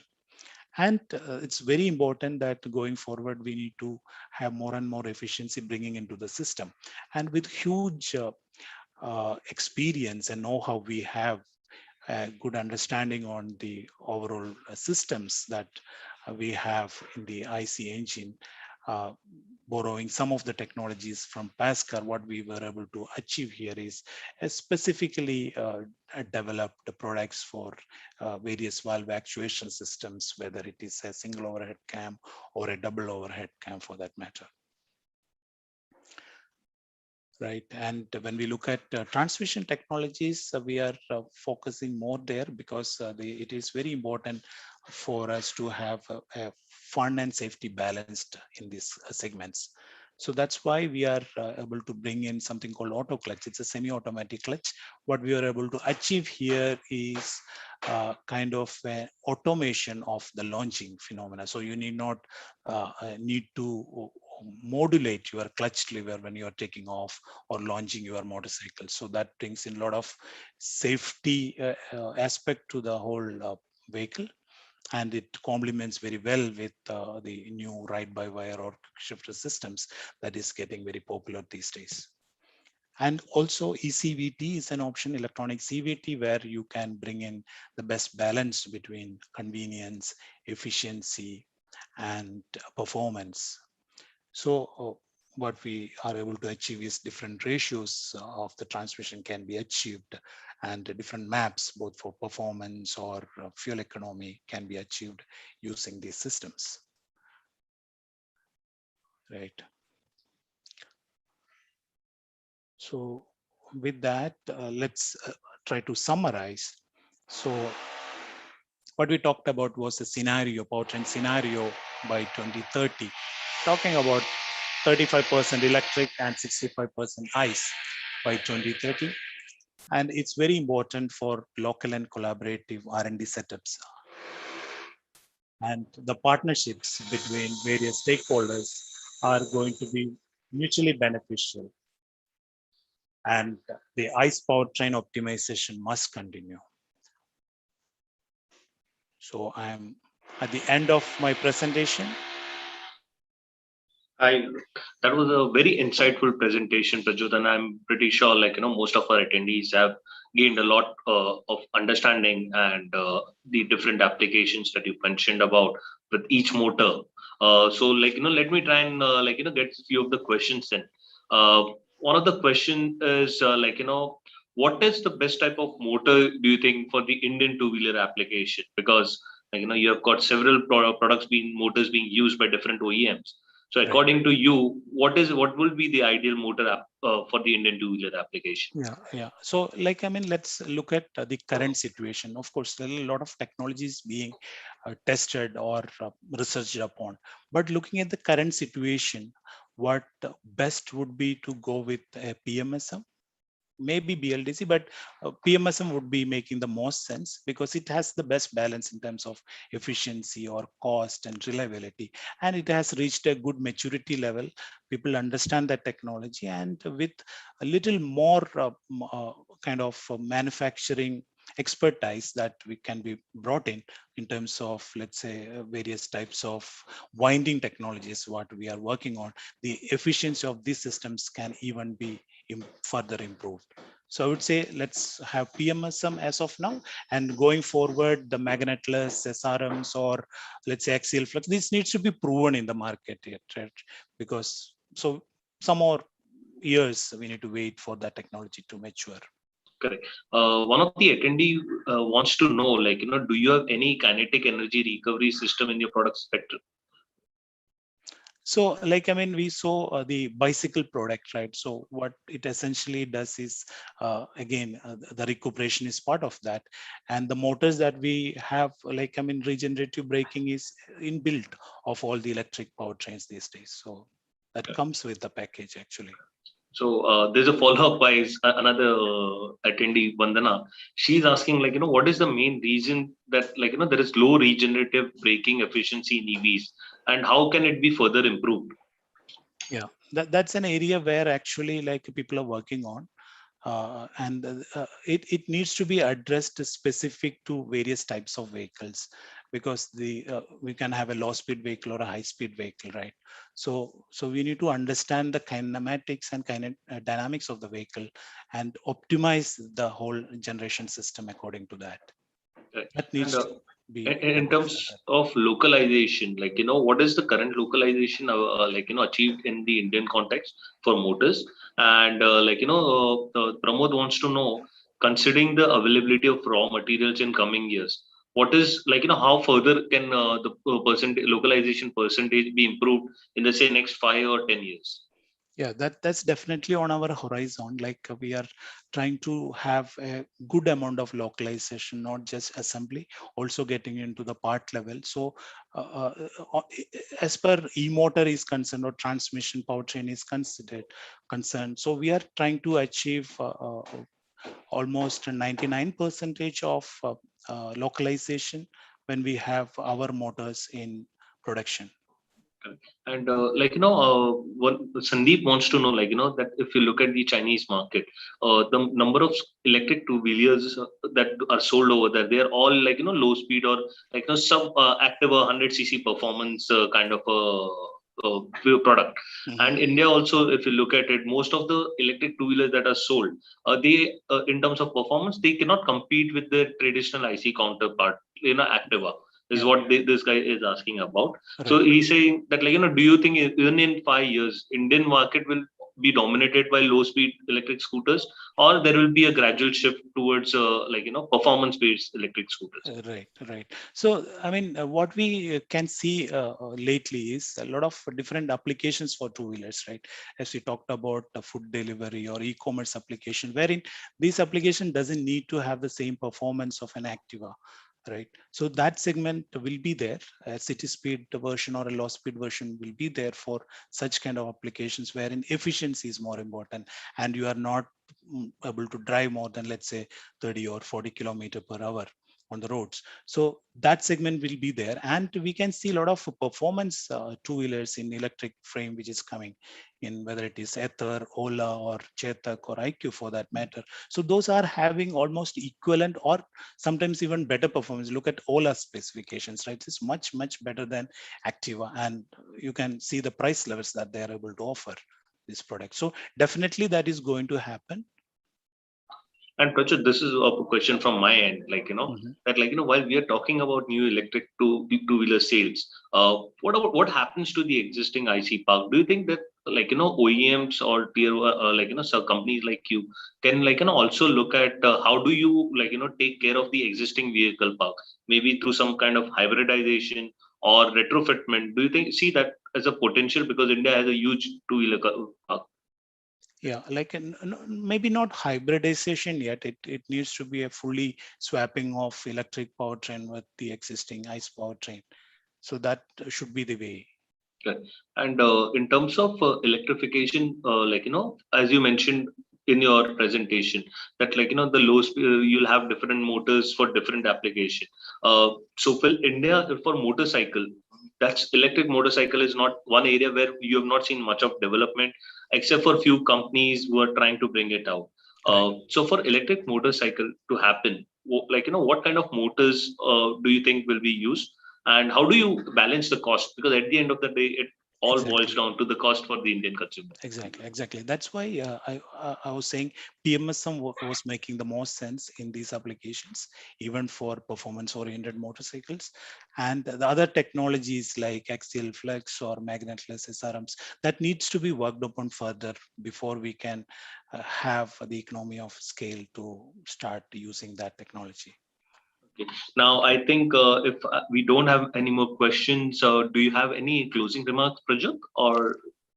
No, not really. So I just want to thank you for giving this opportunity. It was a pleasure for all of us, because I think with the kind of questions that we have got and so much interest, people have really once again, let me see if there is any. Okay, so we have got more questions coming in. So I'll try to take one last question. Okay, I'll take two questions. Okay, one is, what are the prospects for Indian companies in the electric motors and drives, under the PLI scheme?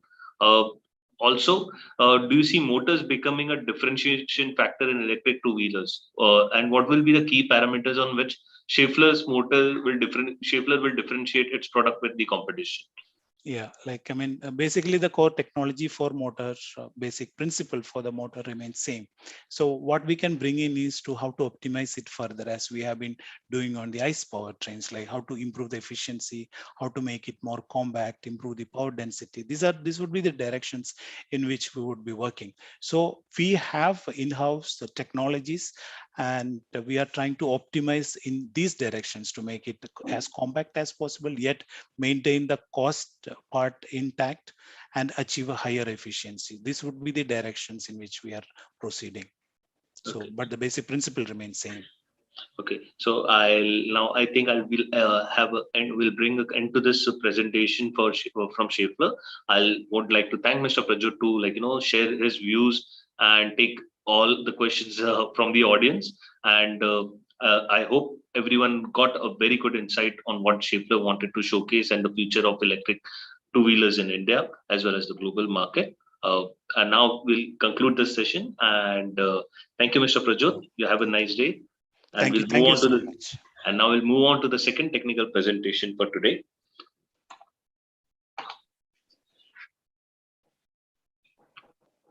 So now we have with us, Mr. Kuntal Panchamia.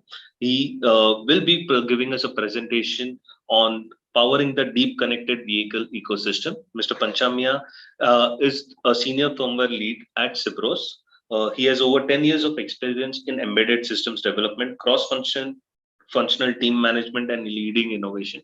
Prior to joining Cipros, he has co-founded an electronic products company, as prior automotive experience working with John Deere and KPIT.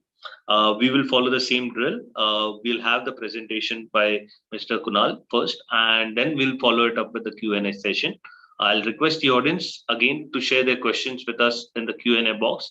and we'll try to take as many questions as possible. Over to you, Mr. Kunal, and let us begin with your presentation. So thanks, Nilesh. I'll just present my screen. Kunal, I'll request you if you could speak a bit louder. Your audio is a bit low. Yeah. How about now? Is it better? Yes, it's a lot better. Thank you.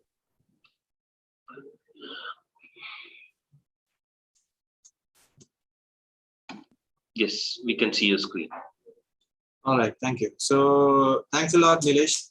Thank you, Autocar Professional, for giving me this opportunity, and to all the attendees for investing their valuable time in this technical presentation.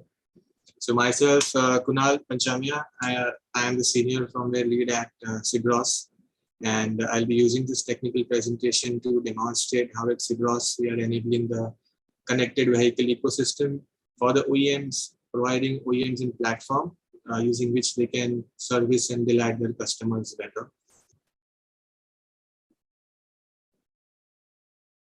So about us, so Sigros was started in 2018 by Hemant and Mayank Sikaria in San Jose, California. We are a relatively young and a rapidly growing team comprising of engineers and different automotive domain experts coming in from different fields. Our core team is coming in from Tesla, GM, Uber, and Faraday Future. So at Tesla in today's time, they are having a solution using which they are able to update all the ECUs in the vehicle, and even dive one step deeper and even update the sensors on the vehicle on the fly. So fortunately, Hemant was a part of that team. He was one of the key members who designed the OTA architecture for Tesla back in the day. So this was like a decade back. And also we have some great team members who have joined us from Uber, who actually helped develop and build and scale Uber's cloud platform, where it saw a surge from hundreds of users right up to millions of users. Fortunately, we have been able to win a few awards in the last couple of years since our inception. The most recent being Connected Car Platform of the Year awarded by IoT Breakthrough Awards. So yeah, all the awards are important to us, but then and we value them dearest. But few of them are very special because it takes around 9 months in terms of the nomination and selection process. So a little about our background. So our headquarters is in Silicon Valley. We have an office in India. We have our presence spread in different parts of US along with Canada and Tokyo, Japan. Mainly for the Asia Pacific customers, we operate out of our India office. The solution that we provide is to enable a vehicle to connect to the cloud and maintaining the connectivity at all points of time. So there are different pieces to which there are different parts of our product. One of the key parts is being the cloud, piece of it. So we have good partnerships with all three major cloud providers. That would include Google's cloud platform, Amazon's AWS, and Microsoft's Azure platform. On the vehicle side and on the semiconductor side, we have partnerships with NXP, Renesas, Infineon, ST, Texas, and essentially most of our solutions are also hardware agnostic. The communication that happens with the vehicle. Kunal, I'm so sorry to interrupt. One of the attendees has pointed out that your audio is not very clear. You'll need to speak a bit louder again. I'm so sorry. That's all right. How about now? Is it better? Yeah, a lot better. Okay, great. So in terms of compliance, security, and standards, the center row on the right side that you see, we are automotive SPICE compliant, also commonly known as ASPICE. So that's one of the compliance standards. We are in the process of getting ISO 26262 ASIL D certified, D as in Delta. The security framework that we use for communication from device to the cloud is the Optane framework.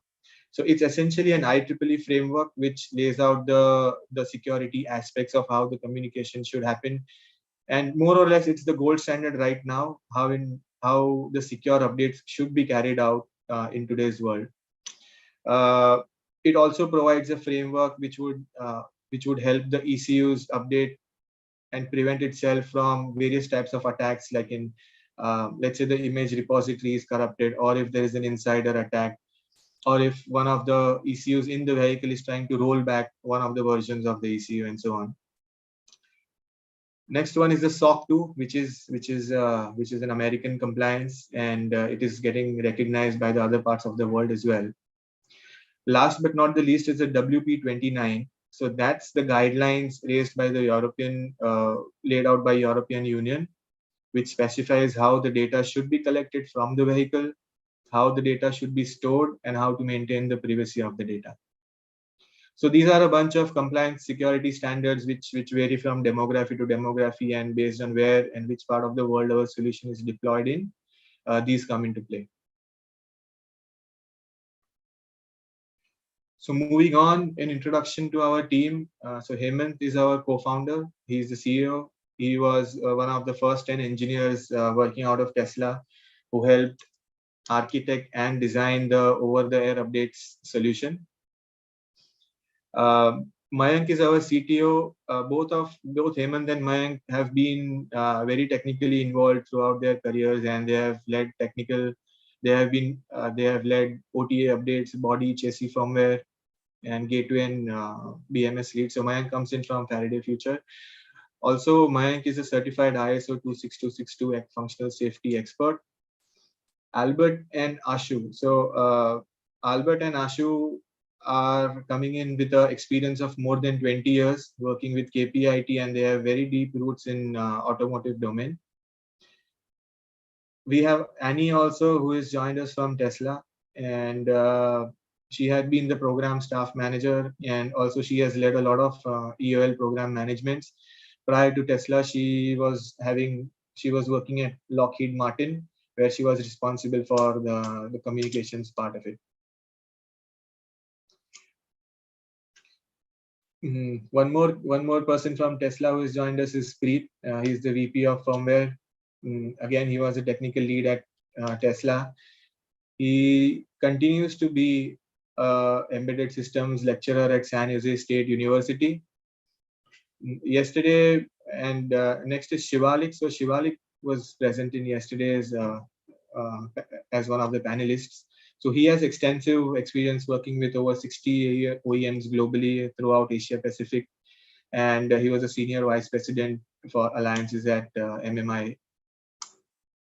One of the special persons on our team is Steve. So he was the first member of the OnStar team from GM, and he has over 22 years of experience, holds 33 patents. So he's seen it all, right from 1G to 5G. And his inputs are very valuable in terms of understanding about the connectivity and the customer interaction. So Xiaojin again, he's from Uber.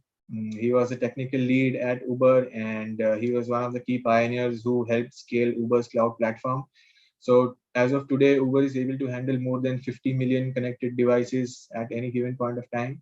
So so we have great experience coming in that domain on how to manage n number of fleet vehicles.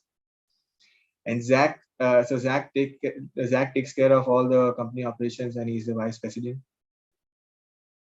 All right, so diving into the products a little deeper. So if we consider a life cycle of a vehicle, there are essential 3 parts to it. One is the pre, one is the during, and the third is the post.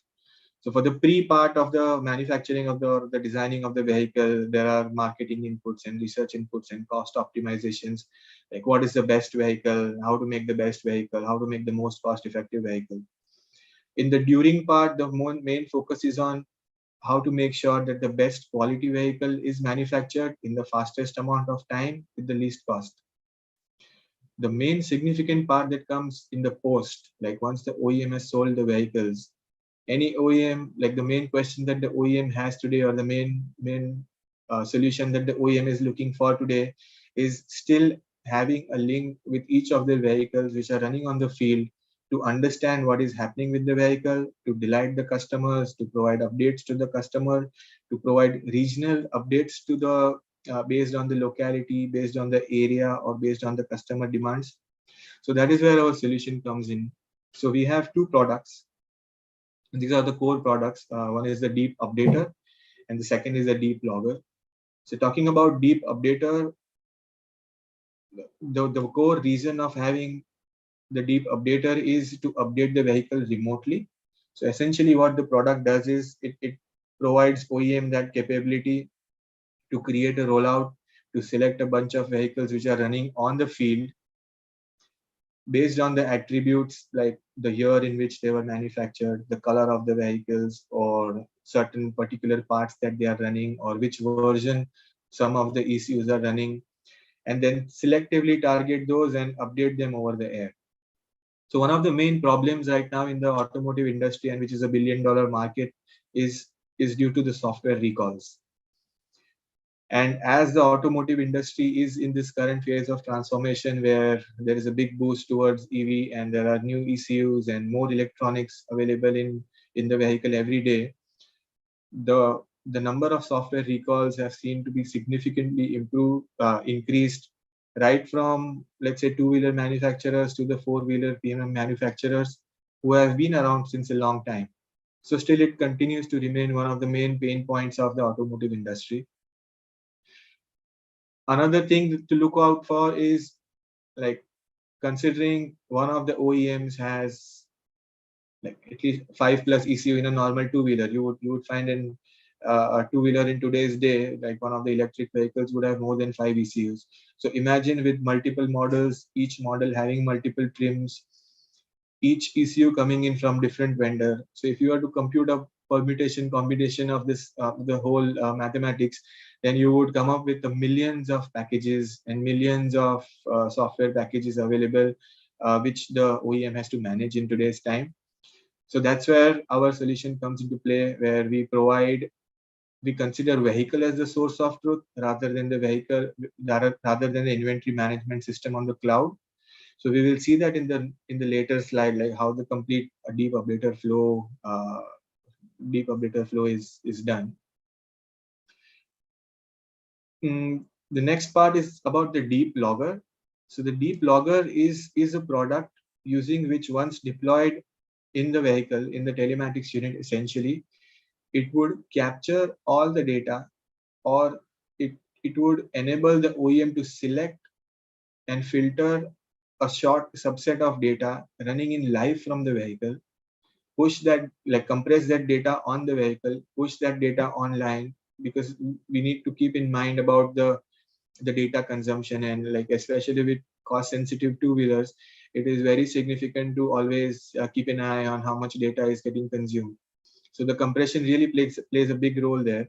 So with the Deep Logger, we are providing that facility to the OEMs to modify all the messages that need to be logged on the fly, reduce the development costs, because right now, let's assume that one of the vehicles is in a different part of the world and the OEM manufacturing or the R&D team is in a different part of the world. But it is in OEM's interest to understand if there is any issue reported on the vehicle, how do they diagnose it? So there has to be, more often than not, a physical mode of travel which has to happen for the engineers to go to the field and study what is going wrong with the vehicle, and then understand and then rectify the problem. So with our solution, this is all happening with like a single web portal. With a single web portal, that is a gateway to the millions of vehicles running on the field in different parts of the world. So the same component could be available in one of the vehicles, which is, let's say, in India, and the same component might be available in one of the vehicles, which is in Sri Lanka. So if the problem is reported from either of the demography, it is always wise for the OEM to have a tab on, okay, which are the other places where the same vehicle is gone, and what are the things that they can do about it. So that's where our Deep Logger solution comes into play. And the cyber security is one of the most key aspects, because no one wants their vehicle to be hacked, or no one, like, the first question that comes to mind is about the connected vehicles. That's it. That since everything is controlled over internet, what about the security? Can the data be hacked, or can the vehicle be hacked? So for that, we have the Obtain security framework and a bunch of security compliances that we just saw earlier in the previous slides. So moving on, this is essentially the deep connected platform. On the right, you see in-vehicle products. So deep updater, deep logger, command manager, and bootloaders.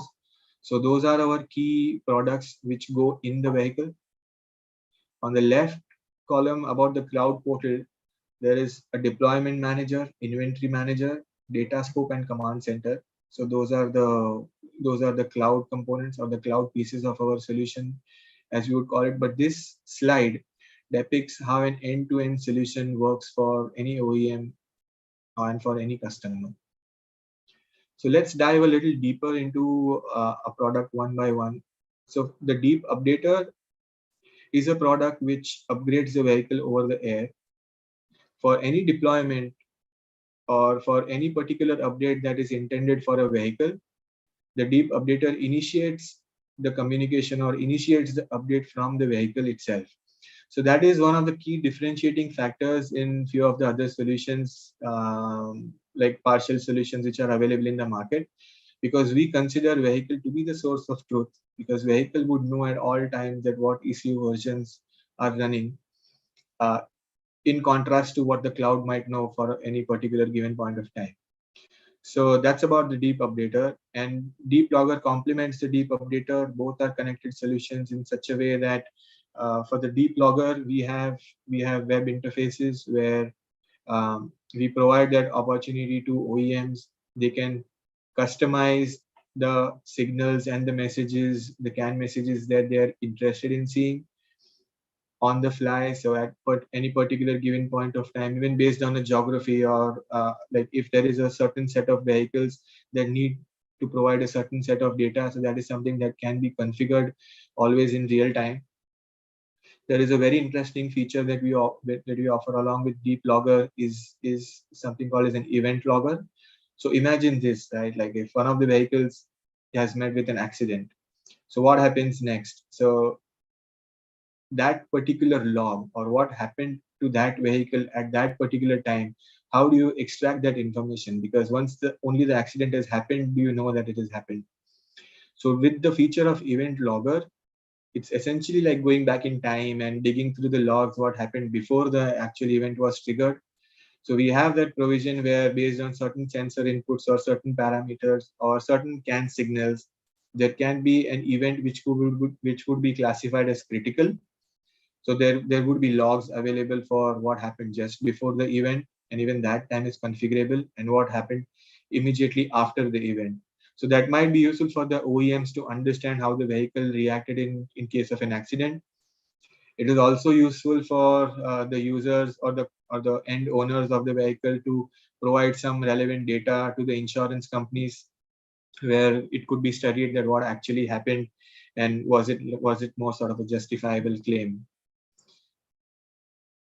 So that's about the deep logger and how it benefits the full ecosystem. Another product that we have is a command manager. So that would enable the OEMs to issue commands to the selected set of vehicles over the air at will. So that can include, let's say, like running the basic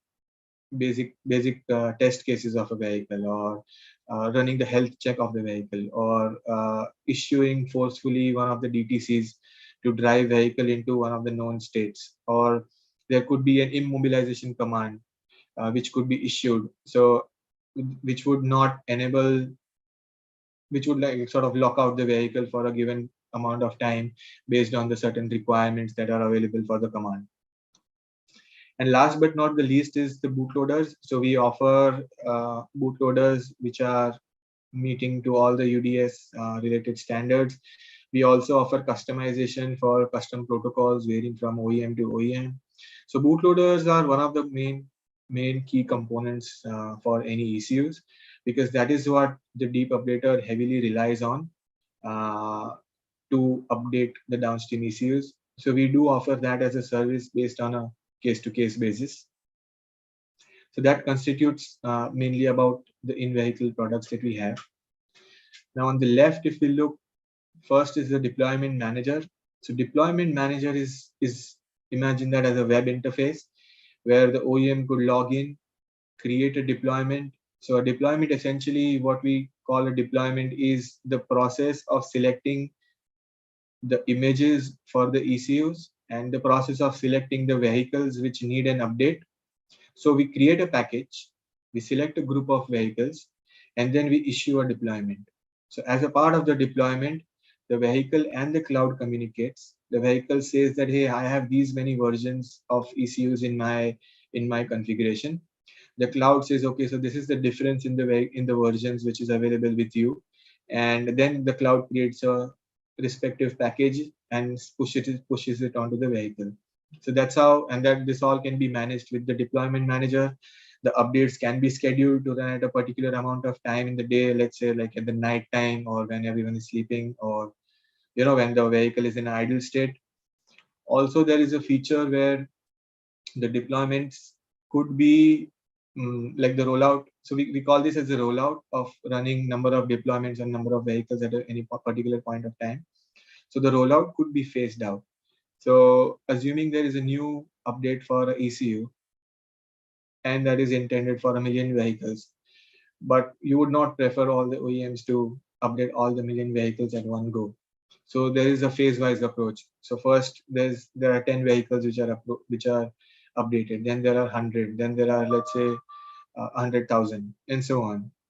So we offer that as well, so that can give the users, the OEMs, an early insight into how the fix is actually working on the vehicle and at the customer's place. One of the key components for the deployment manager is the package, and all the packages, like we have a separate product called as inventory manager, which manages all the software packages. It manages all the different files required for each ECU. So a typical ECU might have around 2 or 3 image files. One would be like a calibration file, one would be the main application file, a bootloader file, and so on. So inventory manager is a place where everything is managed and the whole system is smart enough to pick, based on the vehicle, what is important for that vehicle from the inventory manager. Another sort of a cool looking interface, and what is visible to most of the OEMs, is the data scope. So in the data scope, all the data that is coming in from the data logger and all the data that is available at the cloud's backend, we provide certain tools in the data scope to cherry pick certain events, certain signals, plot different types of graphs, visualize them for data analytics or for analyzing a particular issue or for finding a trend through which certain vehicle events or issues have happened, and so on. And the last component on the cloud portal is the command center. So using the command center basically communicates with the command manager, which is the in-vehicle piece, and manages all the commands and gives a feedback whether the command was actually executed on the vehicle or not. Another critical part of the whole ecosystem is the Sibros cloud. Now, we are compatible with all the cloud service providers, including Google, Amazon, and Microsoft. So all the data that is coming in from the vehicle can be stored on customer's cloud. And we have a suite of APIs that we offer. So using this suite of APIs, a lot of third-party applications can be integrated. Fleet management services can pull certain information using these APIs. So let's consider an example. So one of the logistics manager or fleet service providers like Amazon delivery. So they are interested in knowing that what is the battery level or how much is the range on each of the vehicles on which their fleet has. So based on that, they could use, like we offer an API using which they could pull that information from our database, understand that, okay, this is a list of vehicles which has 100% battery. This is a list of vehicles which has 40%, and this is a list of vehicles which have 10%.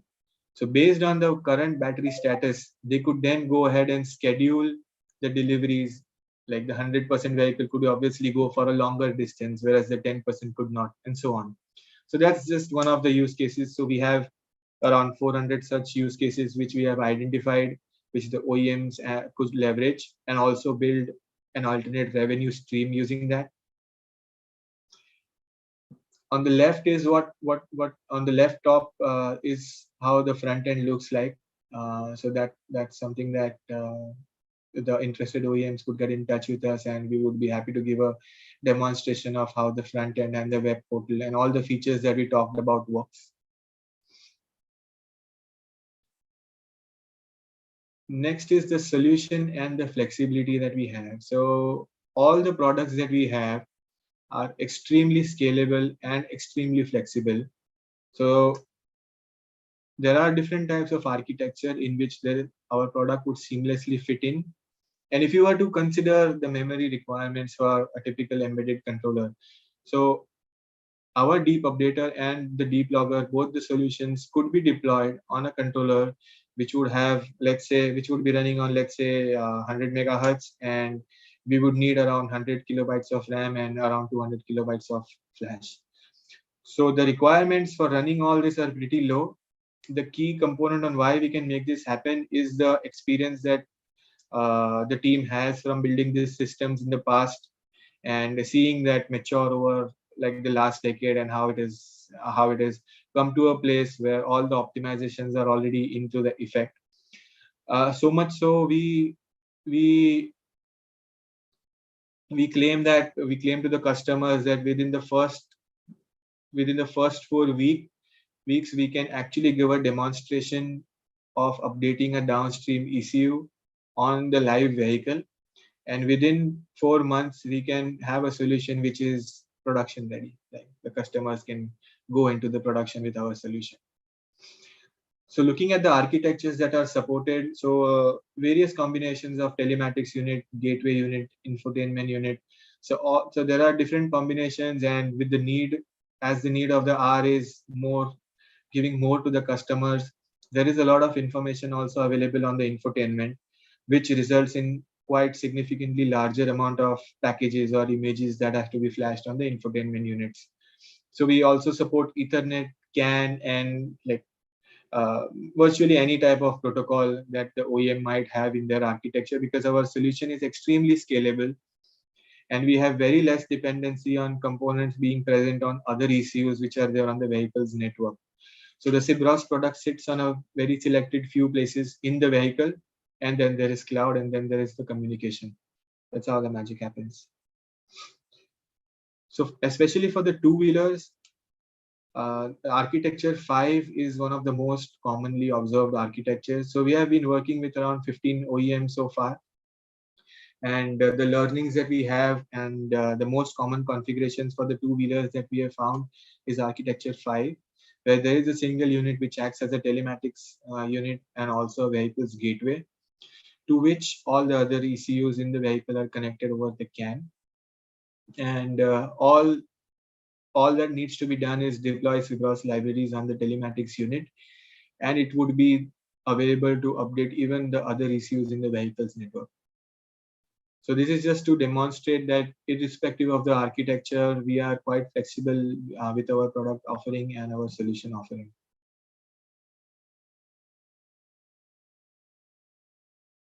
This is how the flow of information travels from the device to the cloud, and how the information available on the cloud could be leveraged by the concerned party. So it all initiates with the ECUs available in the vehicle. The data coming in from the ECUs are filtered optionally through gateway, and they reach the telematics unit. The telematics unit has a configuration that is received from the cloud, which tells the telematics unit that out of all the CAN messages that are available, which are the ones to be filtered, which are the ones that are important, what rate to log those important messages, and is there any other information apart from the CAN messages that need to be logged. So the OEMs have the flexibility to also record input outputs on the vehicle in addition to the CAN messages. Let's say the status of the ignition, or if there is a standalone sensor which is reporting some data over an I2C bus or an SPI bus. Along with that, there are also statistics which the OEMs might be knowing, like diving very deep into the firmware. Let's say if there is a particular array, how much of the array is getting used, like how much of it is vacant. Are you going to see a potential stack overflow problem, or are you going to anticipate? So it enables them to anticipate the problems that might happen before they actually happen. Like let's say limits are set for 80%, but if they see any thresholds getting breached by 90% or something, then that is something that requires a change in the software. So the data acquired from the deep logger can be leveraged by the OEMs to understand whether the vehicle needs an update or the software needs to be improved. Once the software is deployed on the vehicle using the deep updater, again the deep logger can send the data whether the expected software is behaving the way it is supposed to, and how has it made the change in the system. So it sort of accelerates and it sort of reduces the time that the OEM requires to diagnose and troubleshoot issues, and also add more and more features on top of it. So the data from telematics connectivity platform then goes to the cloud platform. It resides in the OEM's backend. All this happens with utmost security. So imagine a most common use case of a bank locker system. So there are two keys. One key is with the user or the customer, and the second key is with the bank manager. So whenever you want to access something in the locker, both the keys have to work in synchronization. Only then you are able to access the information. So more or less, Uptin also works in the same framework and with the same principles. Obviously, it is a little more deeper than, like, I oversimplified the scenario for easier explanation. But yeah, so the secure data is stored at the OEM's backend. And now this data could be pulled by the web interface, by the mobility service platforms, or different types of mobile apps and services on the go. So this is how we imagine the two-wheeler or the vehicle, or in general the automotive ecosystem to be. Like this is how we can bifurcate the system. So one would be the OEMs, second would be the fleet management institutions, who would be leveraging a fleet or buying a fleet and running a fleet from OEMs, and the third would be the owners, like a normal person who would be actually purchasing a vehicle for personal or official use. So we have a lot of different cases that we have learned over the past few years, and also we have seen in different parts of the world where the OEMs can leverage our connectivity platform for running software updates, keeping the vehicles in using the most updated softwares and the most recent bug fixes or issue fixes that are available. Also, we offer a mobile app which engages the customer even more from the OEM's perspective, and offers the customer to look at the real-time data that is available in the vehicle. The OEMs can get health alerts when the vehicle is crashing or is about to crash. Imagine a case where you are traveling in different geographies, or the land or the roads are different. Like there might be bumpy roads, there might be smooth roads. So in different scenarios, there can be a requirement, like how most of the vehicles have the auto mode or the comfort mode or the sport mode. So those are the software defined parameters, and the ECU can be calibrated to improve the performance. And that is something that using the command manager, the OEMs can deliver to the vehicles. Then there are subscription services, fleet related data. So for the fleet management companies, it becomes very wise to understand what is happening with their fleet at all points of time. So the current solutions that are available are very minimalistic in those aspects, which just report the GPS time, the GPS location, and one or two sensor statistics. What we are trying to offer is like a different environment altogether, where the fleet management providing services have an opportunity to query more than 400 or 500 parameters, 400 parameters of data in their raw format, or in the processed format, and then use that information to perform machine learning or predictive maintenance, and just like keep their vehicle and keep their fleet in the top-notch condition. For the owners, like this is what the owners want. The owner, like, even if I would talk about myself, I would always want more and more features. I would not want a gadget or a device that I have purchased to just saturate over a period of time. If given an option of how a mobile works, that it is continuously updated over a period of time, so there is always something new that is happening with the one investment that I have made. So with our solution, that is something that is possible. Like the owners can get an update on the infotainment based on the regional solutions, like for different festivals or for different occasions and so on. And one of the key features that is also available is the theft protection. So if you are traveling somewhere and if you are in an unknown area and you want to just enable the theft protection on your vehicle, that is something that the owners can do. And there is a synchronization with the cloud that happens, which sort of adds more security to the vehicles in general. So these are the few use cases. There are lots more. There are a lot more of use cases that we have identified and are also available on the website. With this, I would end the presentation, and I would thank everyone for investing their time behind this presentation. And my email ID is listed on the slide. So if there are any questions, I would be more than happy to address them over an email, or also we can take a few now. And just in general, if there is also any technology related questions, I would be more than happy to reply to them. And thanks, Otakar, again. Yeah. Thank you, Kunal. There are a couple of questions there from the audience as well. So, like, to begin with, one of the attendees wants to understand, like, is Sibros also working on sensor fusion? I hope I got that right. Sensor what? Sensor fusion. So I'm not sure I quite follow the question. So if that means that updating the sensor in the vehicle, then yes. So we treat each of the components, whether it be an ECU or a sensor. So we treat each of the components, like whether it be an ECU or one of the sensors or some external third-party custom hardware. All of that are updatable by our solution. Okay. And another question is, like, giving it, like, looking at the Indian market, it is quite different than the global market.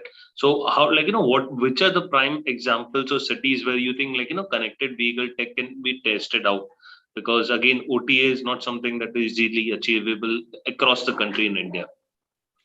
All right. So that's one of the most common questions that we receive. So the solution that we offer is having the capability to stream the data online when it is online, but it can also store the data offline. So all the information, all the CAN messages, all the relevant information, if there is no network connectivity or if there is a poor network connectivity, can be logged on the vehicle, which can all be flushed. Like, let's say after 7 days, the vehicle comes back online. So I've been traveling to a rural city where there is a lack of network. So as soon as you come back to a place where there is some connectivity, it will push all the data of the past as well. Okay. Another challenge, I think, for the Indian market is, as you mentioned, how much data should the vehicle consume, or how much data can you send out to the vehicle? So how do you ensure to keep that balance, or how do you, compress that data so that the vehicle, because the connected service also comes at a cost? So that is true. So we have taken a few measures to address that. One of the measures is using protocol. So there's a protocol called as protobuf, which sort of compresses the data that is available in the vehicle. The other thing is that we have a calculator, and we have tools which can predict that based on a certain configuration which an OEM selects, what is the expected data usage over a period of 1 month. And then before that, we just pre-compute that, let's say in case of an update, like if you are doing an update on a particular month, and if you are logging data, what is going to be the consumption that you are going to see. And like, fortunately, we have been we have been highly appreciated by some customers where we have been able to demonstrate. We have been able to like compress around 50% of the data. Oh, that's quite interesting. And for more advanced systems like POSIX-based environments, the data compression can go up to 95%. Oh, that's quite interesting. Okay, so Kunal, like again, you during your presentation you mentioned something about critical events and key logging. That like in case of an unfortunate accident or a fit, like the vehicle meets, you are able to like recover the, or like you can go through the log and get the data and help it share it with the OEM. So can you elaborate a bit on that? Like how does it exactly work? So like because it for a like country like India, where you have got a good number of road accidents, this kind of technology or this kind of update could really make a difference. Right. So the way in which this works is on the web portal, there is an interface using which the OEM can configure what amount of data or what type of data a vehicle has to log. So to consider a specific case, let's say there is a vehicle which is having an inertial measurement unit, like in also called as an IMU. So IMU is a unit which gives you the acceleration, the orientation of the device. Essentially, it gives you jerks. It gives you information about if there is a drastic change or a sudden change in one of the sensor parameters. So that could be set as one of the event triggers in combination with some other CAN signals or in combination with some other ECUs reporting information about, let's say, braking information or acceleration information. So these parameters, combining these parameters, a condition can be created on the web portal, which then the OEM can push onto the vehicle, saying that, hey, this is an event. If this event happens, the data before that of, let's say, 1 minute or 10 seconds and the data after that of 30 seconds should be recorded. So that is something that the OEMs can configure on the fly. So this kind of data, yeah. So this kind of data can make like OEMs understand, and if I'm not wrong, also look at autonomous like how you can improve machine learning for this like advanced driver assistance systems as well. Yeah, the use cases are like infinite if you were to think about it, but then it also, like in this particular case, it would help the OEM to understand when the owner actually pressed the brake, how much amount of time it took for the brake to get pressed, how much amount of time it came for the vehicle to actually come to a standstill or reduce the speed, what was the deceleration, and so on. And based on that, certain elements of the engine or the acceleration can be tuned to avoid such, like make the system more responsive. Okay, and like I think I'll ask the attendees if there are any more questions. Please share it before we conclude the day. And I'll before I let you go, I'll ask you one more question, which I think most of the people always have on their mind: data privacy. How much data, and who controls that? How much data does the OEM get? How much data is shared with the fleet manager? How do you segregate that? The data privacy is also there. So there are certain compliances and there are certain guidelines that are followed before the data is first acquired from the owner in the first place. As in the owner of the vehicle, like how you would normally get, right, on one of, if you browse one of the websites on Chrome or something, that are you willing to accept cookies? So it's a continuous process where the owner has a say in what data should be available to the OEM. And then there is another filtering, or then there is another customization or an approval required for what data OEM can actually make available for the third-party apps. But this is to enable them to make a revenue stream even after the vehicle has been delivered, and not just consider vehicle like as an absolute what it was delivered with. It is something like a living vehicle. Correct. So basically, you keep pushing out updates, you keep giving out new features, you you keep engaging with the customers across the life cycle of the product. Absolutely. And this is not new for Tesla. Tesla has been doing this for more than 15 years now. Okay. But surprisingly, it is quite new, and the technology is still immature, as we have seen in the market. And that's why we are getting like a phenomenal response in this domain. And like within 3 years, we have been able to get to certain points of deal with over 15 automotive OEMs. And automotive OEMs like generally take a long time to progress. Correct. So I'm pretty sure, like, that, like, in the coming years, we'll see a good number of connected vehicles on Indian roads, powered by Sibros, or like, yeah, it's already happening as we speak also. And we wish the same. Okay. So I think then we with this we conclude today's presentation. We conclude this presentation and also conclude the two-wheeler weeks day 3. I'll request everyone to join us tomorrow. Again, we have got a good number of sessions and interesting theme lined up around safety tomorrow. And I look forward to everyone, and I wish everyone have a great day, including you, Kunal. And thanks for sparing your time and responding to the questions. Thanks, Nilesh. Thanks, everyone. Thanks all the attendees. Bye. Thank you.